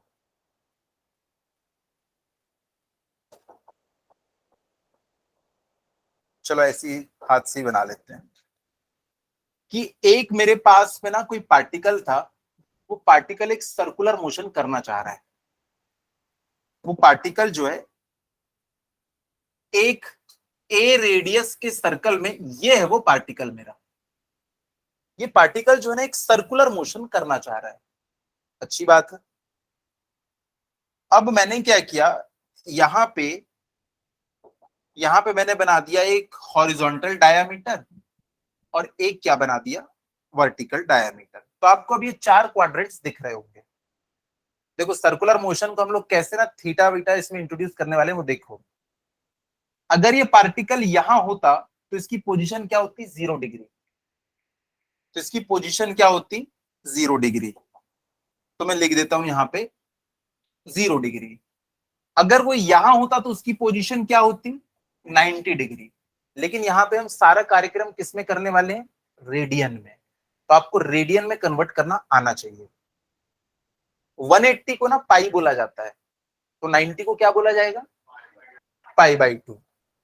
तो अब मैं इसको लिखूंगा पाई/2। तो पाई/2 यानी 90।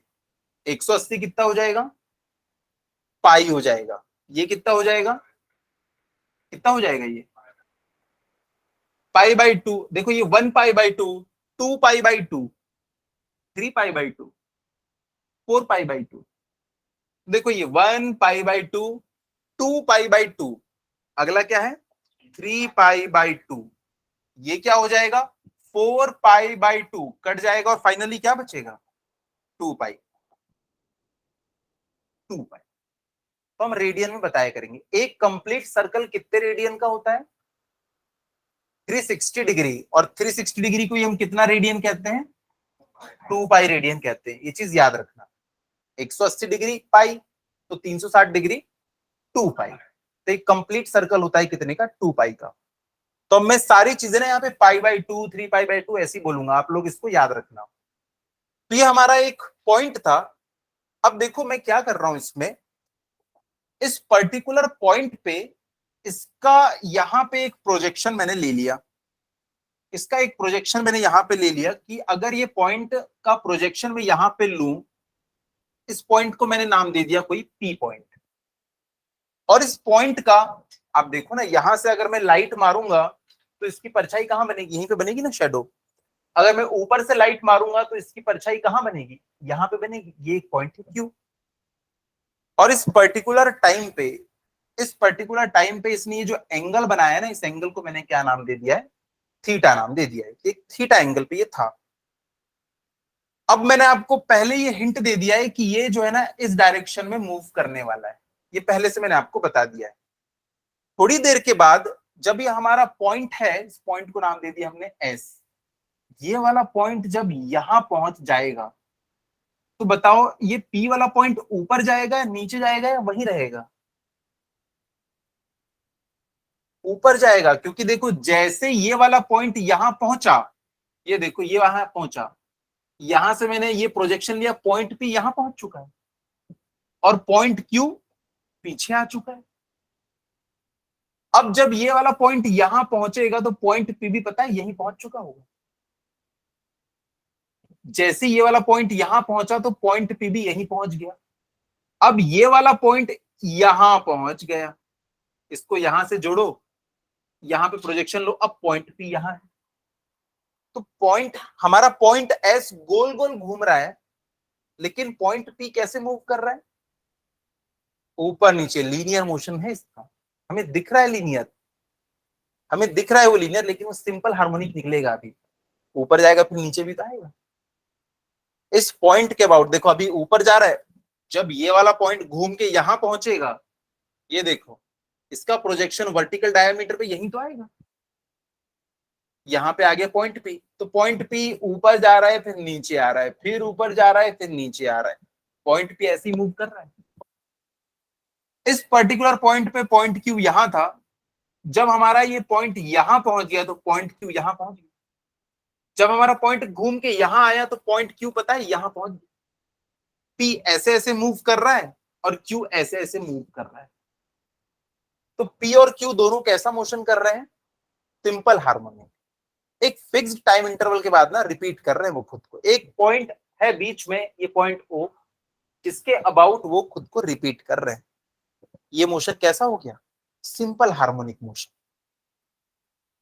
अब पी और क्यू दोनों तो सेम टाइप का ही मोशन कर रहे हैं हार्मोनिक, तो किसी एक का भी हम लोग मोशन पढ़ लेंगे और हमारा काम हो जाएगा। तो मुझे नाम पसंद आ रहा है पॉइंट पी का, हम लोग पॉइंट पी का मोशन देखेंगे। ठीक है, तो पॉइंट पी का मोशन अब हम लोग देखने वाले हैं। चलिए उसके पहले कुछ और चीज लिख लेते हैं। पहले डायग्राम को बना लो आप। डायग्राम में आप लोग क्या बनाओगे? सिर्फ एक सर्कल बनाओगे। मैं बना देता हूं आगे। आप लोग एक सर्कल बनाएंगे, सर्कल छोटा ही बनाना अभी। यहाँ पे ये हमारा पॉइंट एस है, ये हमारा वर्टिकल डायमीटर, ये हमारा हॉरिजॉन्टल डायमीटर। उसके बाद आप बनाएंगे पॉइंट पी, ये वाला है हमारा पॉइंट पी, ये वाला है हमारा पॉइंट क्यू, ये एंगल है थीटा। सारी चीजें अभी डिफाइन होंगी। तो पॉइंट ओ है हमारा यहाँ पे, पी कभी उसके ऊपर जा रहा है, पी कभी उसके नीचे जा रहा है। मतलब पॉइंट पी में एक डिस्प्लेसमेंट हो रहा है यार। उस डिस्प्लेसमेंट को मैं नाम दे दूंगा क्या? वाई। वाई की वैल्यू चेंज होती रहेगी। पी ऊपर जाएगा तो वाई बढ़ रहा है, पी नीचे आएगा तो वाई की वैल्यू कम हो रही है। अच्छा, वाई की मैक्सिमम वैल्यू कितनी हो सकती है?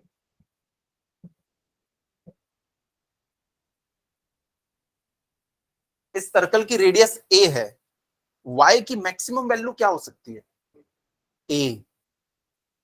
भाई जब ये वाला पॉइंट यहां पहुंच जाएगा तो पॉइंट पी भी तो यहां ऊपर पहुंच जाएगा। मैं बना के दिखाता हूं। जैसे इस पॉइंट को मैं यहां पे लेके चला गया, तो देखो इस पॉइंट का प्रोजेक्शन देखो एकदम ऊपर पहुंच गया है।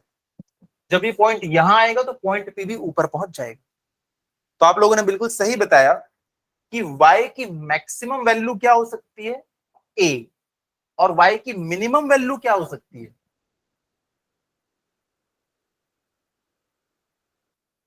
0। अगर आपको लग रहा होगा माइनस ए, तो आप गलत है। मैं मैग्नीट्यूड की बात कर रहा हूं यहाँ पे। y मैक्सिमम डिस्प्लेसमेंट कितना हो सकता है? a। और मिनिमम डिस्प्लेसमेंट कितना हो सकता है? 0। सोचो अगर हमारा पॉइंट s यहां पे होता तो इसका प्रोजेक्शन यहीं पे पड़ता, तो y की वैल्यू कितनी हो जाती? 0 हो जाती। तो y की वैल्यू चेंज हो रही है। तो देखो यहां पे अगर ये y है तो ये कितना होगा? भाई ओपी y के बराबर है, तो ये एस क्यू कितने के इक्वल होगा? ये भी y के इक्वल होगा। अब मुझे एक चीज यहां पे ध्यान से देख के बताओ, साइन थीटा में कैसे निकालो? Sine theta is equals to perpendicular upon hypotenuse. इसको मैं क्या लिख सकता हूं? y is equals to A sine theta. तो जो विप्लव बोल रहा था ये कहां से लिखे, कहां से लिखे, कहां से लिखे, देख लो यहां से लिखे। ठीक है, तो y is equals to A sine theta. ये हमारे पास एक डिस्प्लेसमेंट इक्वेशन आ गई। अगर आपसे पूछेगा डिस्प्लेसमेंट इक्वेशन लिखो सिंपल हार्मोनिक मोशन की, लिख देना y is equals to A sine theta. तो हमारी पहली इक्वेशन आ चुकी है। सिंपल हार्मोनिक मोशन में डिस्प्लेसमेंट किसी पार्टिकल का, किसी बॉडी का कितना होता है? y is equals to A sine theta. y is equals to A sine theta.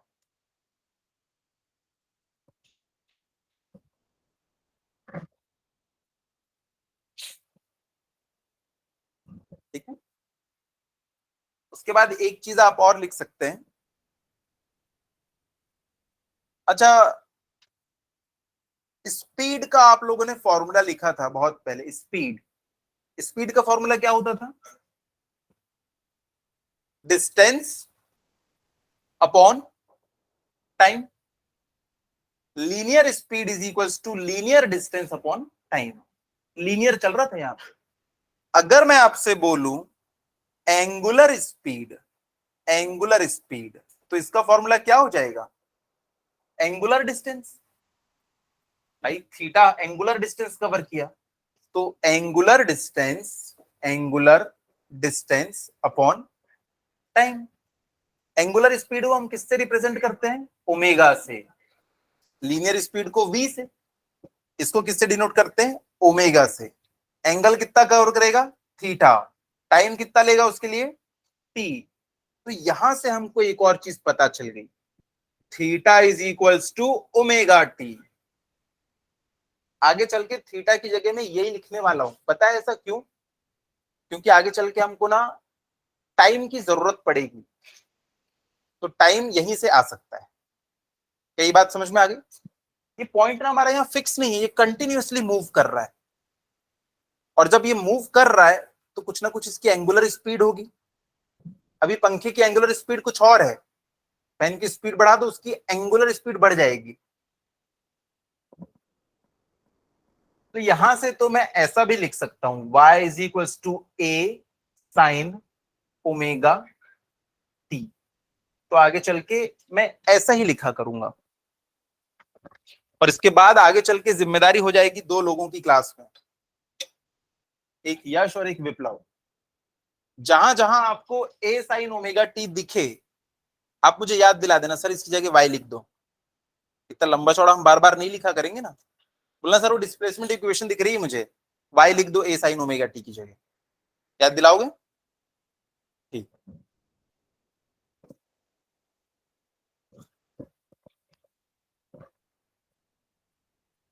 हाँ, क्या लेते हैं? हम्म। हाँ, उसकी जगह फिर एक्स लिख लेते हैं अपन। इक्वेशन सेम वैसी आनी है दोनों के लिए सेम। अच्छा सोचो, अगर इसी को उठा के मैं ऐसा कर दूं, तो जैसा पी है वैसा क्यू हो जाएगा। कॉस तब आएगा, अभी हमने इसको यहां से शुरू किया था, एंगल हमने यहां से लिए। जब एंगल वहां से लेंगे ना, कॉस जीरो कितना होता है? 1। तो पहले ही हमको एम्पलीट्यूड मैक्सिमम मिल जाएगा। यहां पे देखो, जब थीटा की वैल्यू कितनी है? 0। तो वाई की वैल्यू भी कितनी होगी? 0। हाँ, अगर हमारा पार्टिकल यहां से चलना शुरू किया होता, तो जब थीटा की वैल्यू कितनी, अब हम यहीं से एंगुलर मेजरमेंट लेंगे, जब थीटा 0 है तब हमको मैक्सिमम मिल रहा था, है ना? तो साइन कॉस में कंफ्यूज नहीं होना, दोनों सेम चीज है। हम लोग सिर्फ साइन को ध्यान में रख के पूरा कैलकुलेशन करेंगे। तो y is equal to A sine omega T. चलिए आगे लिखिएगा, सम बेसिक डेफिनेशंस। कुछ चीजों का मैं बार बार यूज करूंगा, जैसे मीन पोजीशन है, एम्पलीट्यूड है, टाइम पीरियड है। नंबर 1 लिखिए, मीन पोजीशन।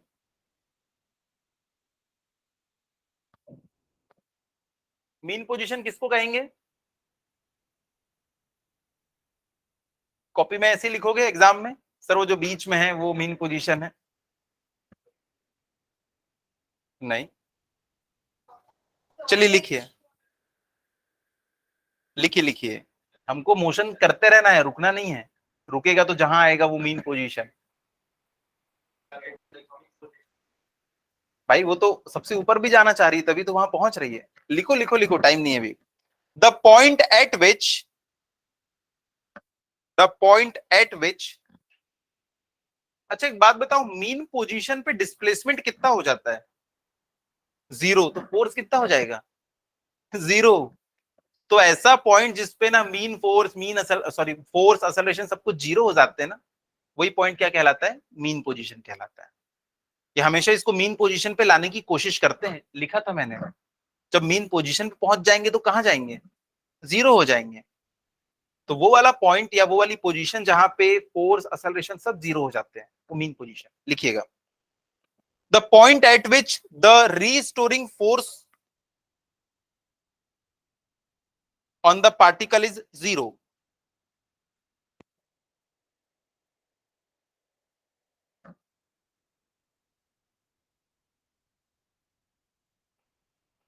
अच्छा, ये चीज तो हम लोग बाद में करने वाले हैं, पर अभी लिख लो। और काइनेटिक एनर्जी इज मैक्सिमम। हाँ, पोटेंशियल एनर्जी मिनिमम। ये बाद में हम लोग करने वाले हैं, पर अभी लिख लो। And potential energy is minimum तीन चीजें होती हैं, सारी फोर्स, टॉर्क, एक्सेलरेशन, सब कुछ जीरो हो जाता है और काइनेटिक एनर्जी मैक्सिमम होती है, पोटेंशियल एनर्जी जीरो हो जाती है।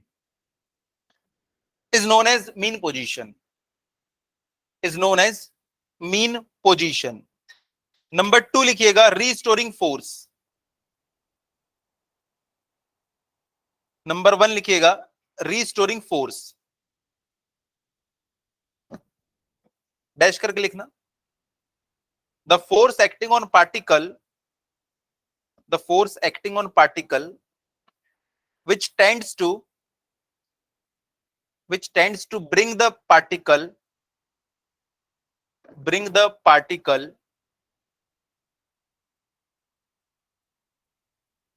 to its mean position। ऐसा फोर्स जो इसको मीन पोजीशन पे लाने की कोशिश करे। मैं रिपीट कर रहा हूं, the force acting on particle which tends to bring the particle towards its mean position is known as restoring force।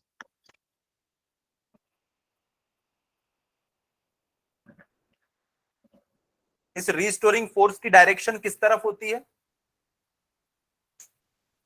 दो अलग अलग टाइप से बताओ। पहला टुवर्ड्स मीन पोजीशन और दूसरा क्या बोलोगे? डिस्प्लेसमेंट के अपोजिट। तुम यार इधर जाओगे तो वो उधर लगेगा, तुम उधर जाओगे तो वो इधर लगेगा। तो इसको हम लोग दो टाइप से इसकी डायरेक्शन बता सकते हैं। पहला हमेशा मीन पोजीशन की तरफ और दूसरा क्या बोल सकते हैं? हमेशा opposite to the direction of displacement. ये सब पूछा हुआ है इसीलिए बता रहा हूं। लिख लो नीचे चाहो तो, direction, direction towards mean position और opposite to that of displacement, opposite to that of displacement। इसमें ज्यादा कथा कहानी नहीं लिखते। एम्पलीट्यूड क्या होता है? मैक्सिमम डिस्प्लेसमेंट, इसी को हम एम्पलीट्यूड कहते हैं। जितना हमारा पेंडुलम इधर जाता है और जितना इधर जाता है, मैक्सिमम डिस्प्लेसमेंट। जैसे जो पिछला वाला केस था हमारा सिंपल हार्मोनिक मोशन का, डिस्प्लेसमेंट मैक्सिमम कितना मिल रहा था? ए, रेडियस के इक्वल। वही क्या कहलाएगा? एम्पलीट्यूड। मैक्सिमम है तो ही एम्पलीट्यूड कहलाएगा, अदरवाइज एम्पलीट्यूड नहीं है, वो डिस्प्लेसमेंट है। ठीक है, लिखिएगा। अगला time period, time period capital T से इसको हम रिप्रेजेंट करेंगे।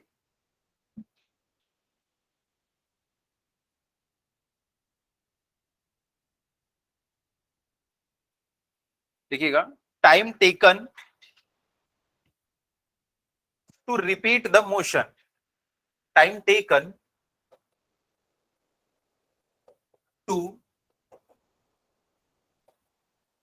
Repeat the motion,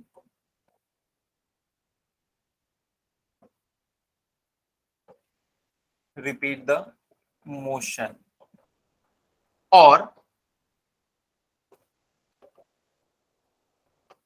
time taken for one complete cycle. एक कंप्लीट साइकिल के लिए जितना टाइम लगता है, जैसे पंखा, उसकी किसी भी एक ब्लेड को देख लो, जो वो घूम के वापस उसी पोजीशन पे आ जाए, तो इसी को हम क्या कहेंगे? उसका टाइम पीरियड कहेंगे। ठीक है, पी हो जाएगा टाइम पीरियड कैपिटल टी। अच्छा देखो एक चीज बताओ,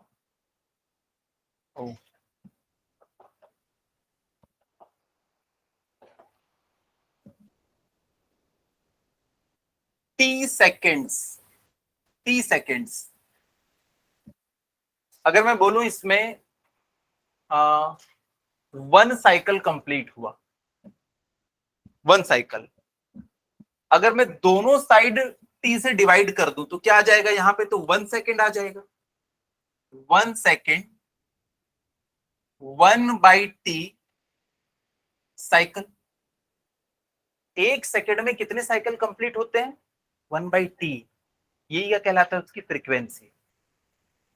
देखो कैपिटल टी क्या बताता है? एक साइकिल को कंप्लीट होने में कितने सेकंड लगेंगे, और फ्रीक्वेंसी क्या बताता है? एक सेकंड में कितने साइकिल हो गए। इस पंखे को एक साइकिल कंप्लीट करने में 0.1 सेकंड लगता है। तो 1 सेकंड में बहुत सारे साइकिल्स कंप्लीट कर लेगा। ये जितने साइकिल 1 सेकंड में कंप्लीट करेगा वो फ्रीक्वेंसी है। फ्रीक्वेंसी का मतलब होता है कौन कितनी बार अपीयर हो रहा है, 1 सेकंड में कितनी बार वही वही वही वही चीज हो रही है, वो फ्रीक्वेंसी है। तो इस टर्म को हम लोग क्या कहते हैं, ये देखो ये हो जाएगा साइकिल पर सेकेंड, साइकिल पर सेकेंड, इसी को हम लोग क्या बोलेंगे, फ्रीक्वेंसी। इसको न्यू से रिप्रेजेंट करते हैं, छोटे वी के जैसा दिखता है ये, छोटा वी ऐसे करके, इसी को हम लोग क्या बोलेंगे, फ्रीक्वेंसी। फ्रीक्वेंसी इसकी यूनिट हो जाती है साइकिल पर सेकेंड, पर इतना बड़ा कौन बोले, इसकी जगह इसके लिए हम लोग क्या बोल देते हैं, हर्ट्ज। हर्ट्ज, हर्ट्ज का मतलब होता है साइकिल पर सेकेंड। साइकिल की कोई यूनिट नहीं होती, वो नंबर है बस एक। तो हर्ट्ज का डायमेंशन क्या हो जाएगा, T-1 हर्ट्ज। उसके बाद देखो T seconds, T seconds 2 pi radian. हाँ, मैंने क्या बताया था, कैपिटल टी क्या होता है, एक चक्कर कंप्लीट करने में लगने वाला टाइम। एक चक्कर में कितने रेडियन होते हैं, 2 पाई। तो टी सेकंड में कितने चक्कर कंप्लीट हुए, कितना रेडियन कंप्लीट हुआ, 2 पाई। तो 1 सेकंड में, 1 सेकंड में 2 पाई/टी रेडियन पर सेकंड। अरे ये किसकी यूनिट आ गई, रेडियन पर सेकंड। मीटर पर सेकंड किसकी होती थी, वेलोसिटी की। ये कौन सी हो जाएगी, एंगुलर वेलोसिटी या एंगुलर स्पीड। तो इसी को हम लोग क्या कहते हैं, एंगुलर स्पीड। और इसको हम किससे रिप्रेजेंट कर सकते हैं, ओमेगा से। थोड़ी देर पहले जो ओमेगा आया था, हाँ, रेडियन पर सेकंड, इसको हम रिप्रेजेंट करेंगे किससे, ओमेगा से। इसकी यूनिट होती है रेडियन पर सेकंड। ये क्या हो जाता है हमारा, इसको हम कहते हैं एंगुलर स्पीड, या इसका एक और नाम है, पता है इसका एक और नाम है, एंगुलर फ्रीक्वेंसी। वेलोसिटी स्पीड तो एक ही बात है, एंगुलर फ्रीक्वेंसी पता है ऐसा क्यों, क्योंकि ओमेगा इज इक्वल्स टू क्या होता है, 2 पाई/टी, और 1/t क्या होता है, 1/t क्या होता है, फ्रीक्वेंसी। अभी ध्यान दे दो यहाँ पे, 1/t क्या होता है, फ्रीक्वेंसी। तो मैं यहाँ पे इसको ऐसा भी तो लिख सकता हूँ, 1/t की जगह पे 2 पाई न्यू। तो देखो फ्रीक्वेंसी आ गई ना। तो इसको हम लोग एंगुलर स्पीड या एंगुलर फ्रीक्वेंसी भी कहते हैं। तो ओमेगा इज इक्वल टू 2 पाई/टी या 2 पाई न्यू, बार बार इसका यूज होगा फॉर्मूले में, बार बार। ओमेगा इज इक्वल टू 2 पाई/टी या 2 पाई न्यू। ठीक है, इसके बाद नेक्स्ट छोटी सी हेडिंग है displacement equation. Displacement equation, displacement equation थोड़ी देर पहले हम लोगों ने लिखी थी, y is equals to a sin theta, या y is equals to a sin omega T, है ना। लिखिएगा, let OP is displacement, let OP capital O capital P is displacement, is displacement, ऐसा लिखना, y at time t, at time t in simple harmonic motion, then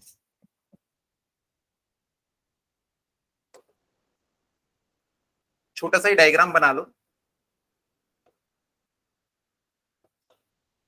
अब मैं theta नहीं लिखूंगा यहाँ पे, थीटा की जगह मैं ओमेगा टी लिखूंगा, ताकि आप लोगों को याद रहे कि थीटा को हम क्या लिख सकते हैं, ओमेगा टी। थोड़ी देर पहले लिखा था हमने, omega is equal to theta by T, तो थीटा क्या लिखा था, ओमेगा टी। यह है ए फ्रॉम ट्राइंगल OPS, इसको हमने लिखा था y, तो ये भी क्या हो जाएगा, y from triangle this, y upon a is equals to sine omega T, hence y is equals to a sin omega t. The above expression is known as displacement equation.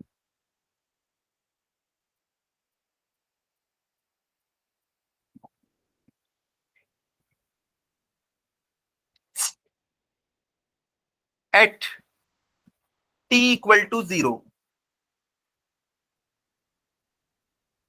At T equal to, क्या लिख लें इसको, t/4, eight t equal to 3t/4।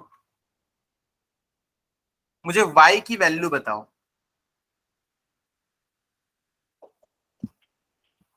तीन अलग अलग point पे आपको इसकी वैल्यू बताना है। अरे t की जगह पे पुट कर दो ना उसको, y की वैल्यू बताना है। चलो मैंने t की जगह पे 0 रख दिया, तो y इक्वल क्या मिलेगा, 0 मिलेगा। चलो मैंने अब इसकी जगह पे t/4 रख दिया, तो क्या मिलेगा,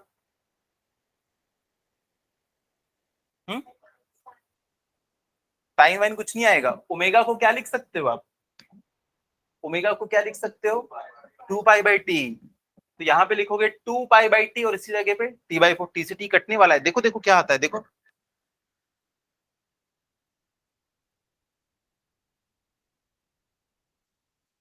फिर से 0। चलो मैं पुट करके देखता हूँ, y is equal to a sine omega T की जगह पे मैंने रखा 2π/t और टाइम की जगह पे रखा t/4। तो यहाँ पे क्या बचेगा, π/2, और साइन π/2 यानी 90, साइन 90 1, तो ये हो जाएगा 1। तो क्या बच जाएगा, a, a 3t/4 रख के देखते हैं, तो 2π/t इंटू 3t/4, t से t उड़ गए, 3π/2 यानी कि 270 डिग्री, और साइन 270 कितना होता है, -1, 180 जीरो होता है। 180 मैंने बीच का खा गया हूं। तुम लोग कुछ भी आए यहाँ पे सीधे वही लिखोगे क्या, 0।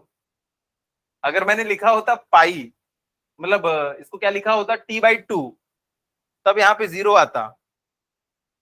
वो एक रट लियो, 0 a फिर 0 फिर -a, बीच का मैंने खा गया हूं।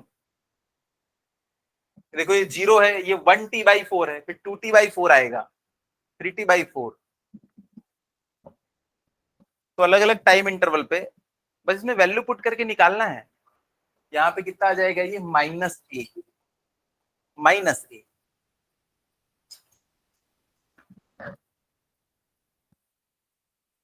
ठीक है, तो आपको कोई भी टाइम दे दूं मैं, देखो कैपिटल टी क्या चीज है, एक साइकिल कंप्लीट होने लगने वाला टाइम। मैं कभी बोल दूंगा उसका 1/4, कभी उसका 1/8, t/2 t/4, यही तो मैं दे रहा हूं। एक साइकिल मान लो 8 सेकंड में कंप्लीट होता है, मैंने आपको बोल दिया 2 सेकंड में बताओ डिस्प्लेसमेंट कितना है, रख दो टी की जगह पे, आ गया डिस्प्लेसमेंट, है ना।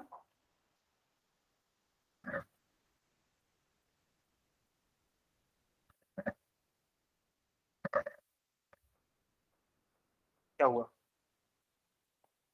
अभी सर बिजी है। चलो नेक्स्ट लिखो, इक्वेशन ऑफ वेलोसिटी।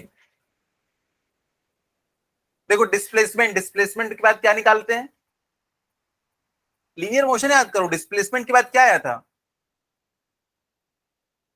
हाँ यस सही बोल रहा है, बोलो जोर से बोलो, वेलोसिटी। वेलोसिटी के बाद क्या आएगा,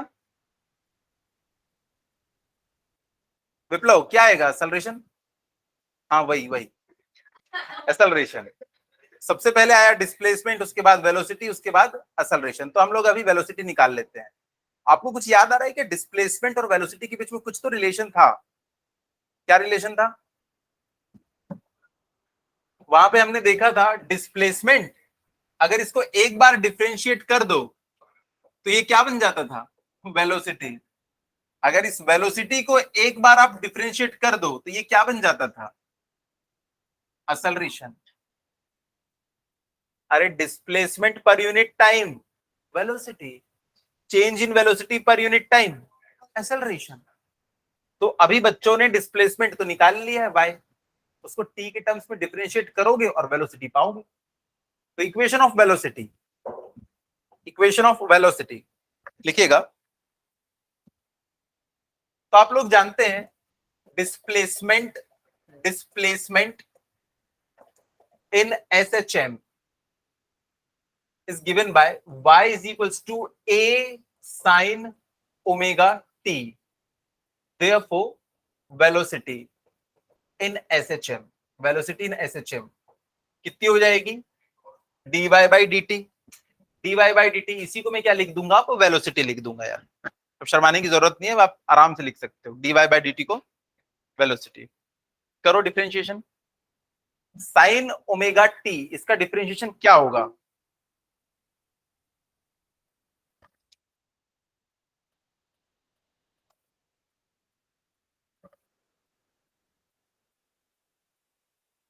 साइन ओमेगा टी क्या होगा डिफरेंशिएशन?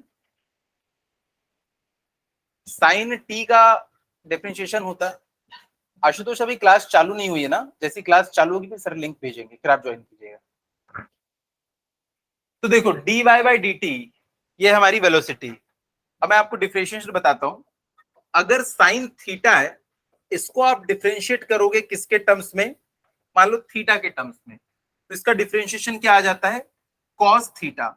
लेकिन अगर ये ऐसा होता डी साइन मान लो N theta upon D theta, तो इसका डिफरेंशिएशन होता है sine cos N theta, cos N theta.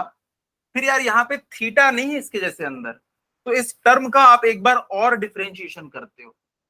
N theta का एक बार और डिफरेंशिएशन करोगे, थीटा का डिफरेंशिएशन क्या हो जाएगा? 1, एन बच जाएगा। तो ये जो एन है ना वो बाहर बच जाता है, बाहर एन बच जाता है, थीटा के साथ जो कुछ भी है वो बाहर बच जाएगा। तो यहां पे भी देखो ए साइन ओमेगा टी है, सिर्फ टी होता ना तो कॉस टी लिख देते, पर ओमेगा भी है तो ओमेगा एक और बाहर निकल जाएगा। ये है फॉर्मूला, ये फॉर्मूला। अगर एंगल के साथ में जो भी मल्टीप्लीकेशन में है वो बाहर आ जाता है। तो यहां पे देखो मैं लिख सकता हूं इसको ए कॉस ओमेगा टी इंटू ए। तो यहां से वेलोसिटी इज इक्वल टू क्या आ गया? सॉरी ए लिख दिया ना, टाइम हो गया मैथ्स की क्लास का यानी ओमेगा। तो इसको मैं लिख सकता हूं ए ओमेगा कॉस ओमेगा टी। बधाई हो, आप लोगों को वेलोसिटी का भी फॉर्मूला मिल चुका है,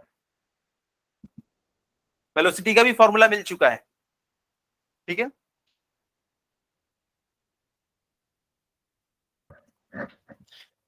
लेकिन विप्लव बोल रहा है सर मजा नहीं आया।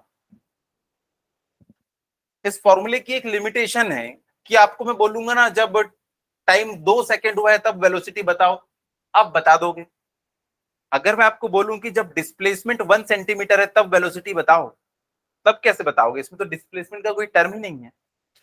कितना अच्छा हो एक फॉर्मूला ऐसा है कि जिसमें डिस्प्लेसमेंट रखो तो भी वेलोसिटी पता चल जाए, तो हम लोग उसको निकाल लेते हैं।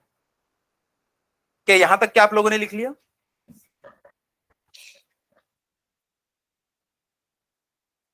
तो देखो इसको मैं अगर ऐसा कर लूं, ओमेगा को बाहर रखूं और अंडर रूट ए कॉस ओमेगा टी का होल स्क्वायर लिख लूं, एक ही बात है।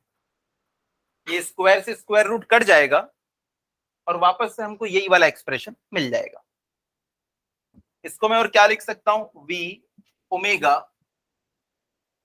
ए square cos square omega T, omega A square cos square theta को क्या लिख सकते हैं?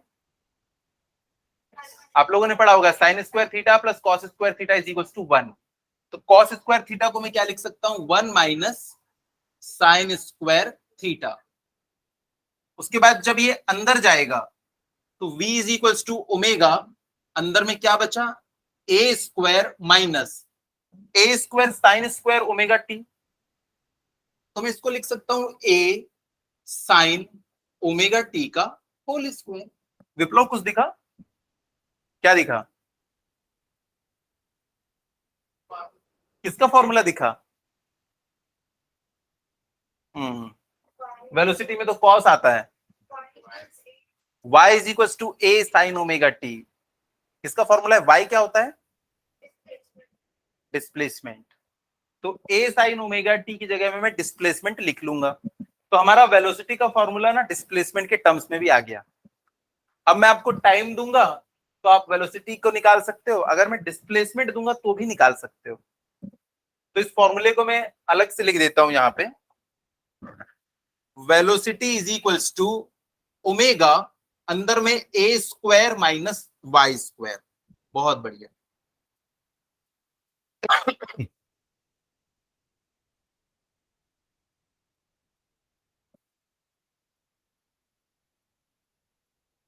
ठीक है,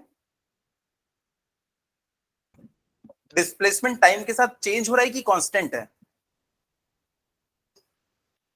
पॉइंट पी का लोकेशन ही डिस्प्लेसमेंट कहलाता है। पॉइंट पी तो ऊपर नीचे हो रहा था, तो डिस्प्लेसमेंट हर सेकंड चेंज हो रहा है, तो वेलोसिटी भी हर सेकंड चेंज हो रही है। तो कोई तो ऐसा वक्त होगा जब वेलोसिटी मैक्सिमम होगी, और कोई ऐसा टाइम होगा जब वेलोसिटी मिनिमम होगी। वाई के ऊपर डिपेंड कर रही है। वाई की मैक्सिमम वेलोसिटी रखोगे तो वेलोसिटी भी कैसी आएगी? नहीं, माइनस में है। डिस्प्लेसमेंट मैक्सिमम रखोगे तो देखो कितनी बड़ी चीज को आप निगेटिव के साथ में है, तो वेलोसिटी आपको मिनिमम मिलेगी। और जब इसको मिनिमम रखोगे तो वेलोसिटी आपको मैक्सिमम मिलेगी। क्यों? क्योंकि माइनस है ना बीच में। इसकी बड़ी वैल्यू रखोगे तो माइनस के साथ बड़ी वैल्यू वो छोटा मिलेगा। हाँ मैं समझ रहा हूं, पर ये बहुत जरूरी है इसीलिए, है ना। बस 4 लाइन और है। नहीं, बस यही लिखेंगे कि मैक्सिमम मिनिमम कब मिल रहा है। लिखो, लिखो स्पेशल केस। बस y की हम लोग वैल्यू पुट करेंगे और खत्म। लिखो special case. Special case minimum velocity. Special case, special case minimum velocity. अच्छा, वेलोसिटी मिनिमम क्या मिल सकती है? किसी चीज की मिनिमम स्पीड क्या हो सकती है? जीरो। और यहां पे स्पीड जीरो कब आ सकती है? जब y की वैल्यू क्या हो? a के इक्वल हो। अगर a के इक्वल आ गई तो ए स्क्वायर माइनस ए स्क्वायर, काम खत्म। ठीक है, तो मिनिमम वेलोसिटी कितनी हो जाएगी? Zero at y is equals to A. y is equals to A. y is equals to ए।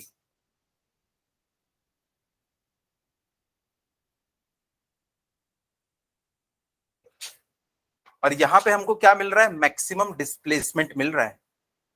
तो देखो, मैं पेंडुलम के साथ आपको बता दे रहा हूं कि ये हमारा पेंडुलम है। एक बार वो यहां जाएगा और एक बार वो यहां आएगा। इस पोजीशन को हम कौन सी पोजीशन बोलते हैं? Mean position. Mean position. और इस पोजीशन को हम बोलेंगे एक्सट्रीम पोजीशन। ये भी एक्सट्रीम पोजीशन है। ये दोनों एक्सट्रीम पोजीशन है। आपको मैक्सिमम डिस्प्लेसमेंट कहां मिलता है? मीन पोजीशन पे या एक्सट्रीम पे? एक्सट्रीम पोजीशन पे।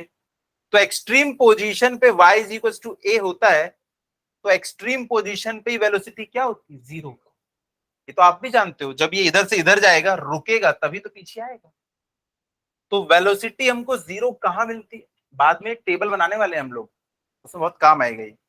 वेलोसिटी कहां मिलती है? Zero eight extreme, extreme positions. Eight extreme position यहां पे जीरो मिलती है। और बताओ इसकी वैल्यू मैक्सिमम कितनी मिल सकती है आपको? y की वैल्यू मिनिमम कितनी पॉसिबल है? डिस्प्लेसमेंट कितना हो सकता है कम से कम? जीरो। तो इसकी जगह पे जीरो पुट कर दो, आपको मैक्सिमम वेलोसिटी मिल जाएगी। करके देखते हैं। लिखिएगा मैक्सिमम वेलोसिटी। मैक्सिमम वेलोसिटी, इसको मैं बोल दूंगा वी मैक्स। वी मैक्स, इसकी वैल्यू निकालेंगे अभी। ये कब मिलेगी? At y equal to zero. तो वी मैक्स की वैल्यू कितनी आएगी? कोई मुझे बता सकता है? Omega A? नहीं,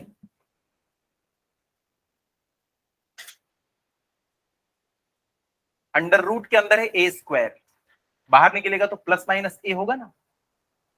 जब पेंडुलम इधर जाएगा तो प्लस वी, जब उधर जाएगा तो माइनस वी। तो ये बात याद रखना है।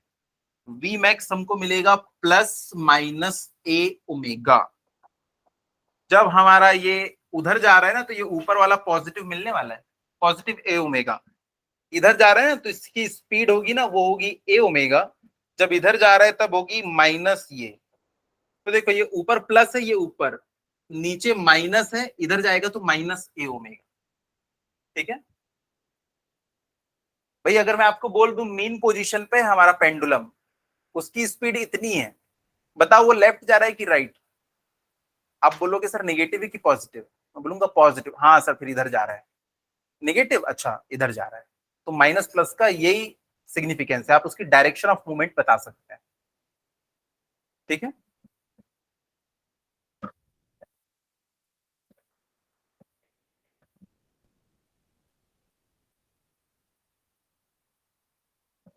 तो ये कहां पे मिल रहा है हमको? ये तो एक्सट्रीम पोजीशंस पे मिल रहा था। डिस्प्लेसमेंट जीरो कहां पे होता है? मीन पोजीशन पे। तो इसमें आप लोग लिख लेना at at mean position, at mean position, at extreme position.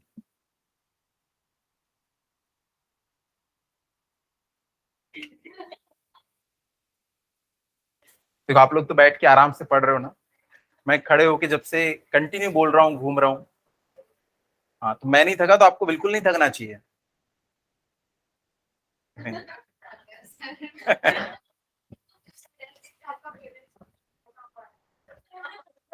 तो ये मेरा फेल्योर है।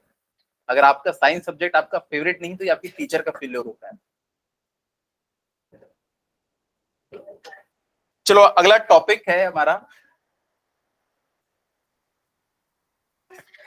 चलो ठीक है, चलो यश की बात नहीं काटूंगा मैं। ठीक है, जो बच्चे ऑनलाइन है वो भी लीव कर सकते हैं। थैंक यू बच्चों।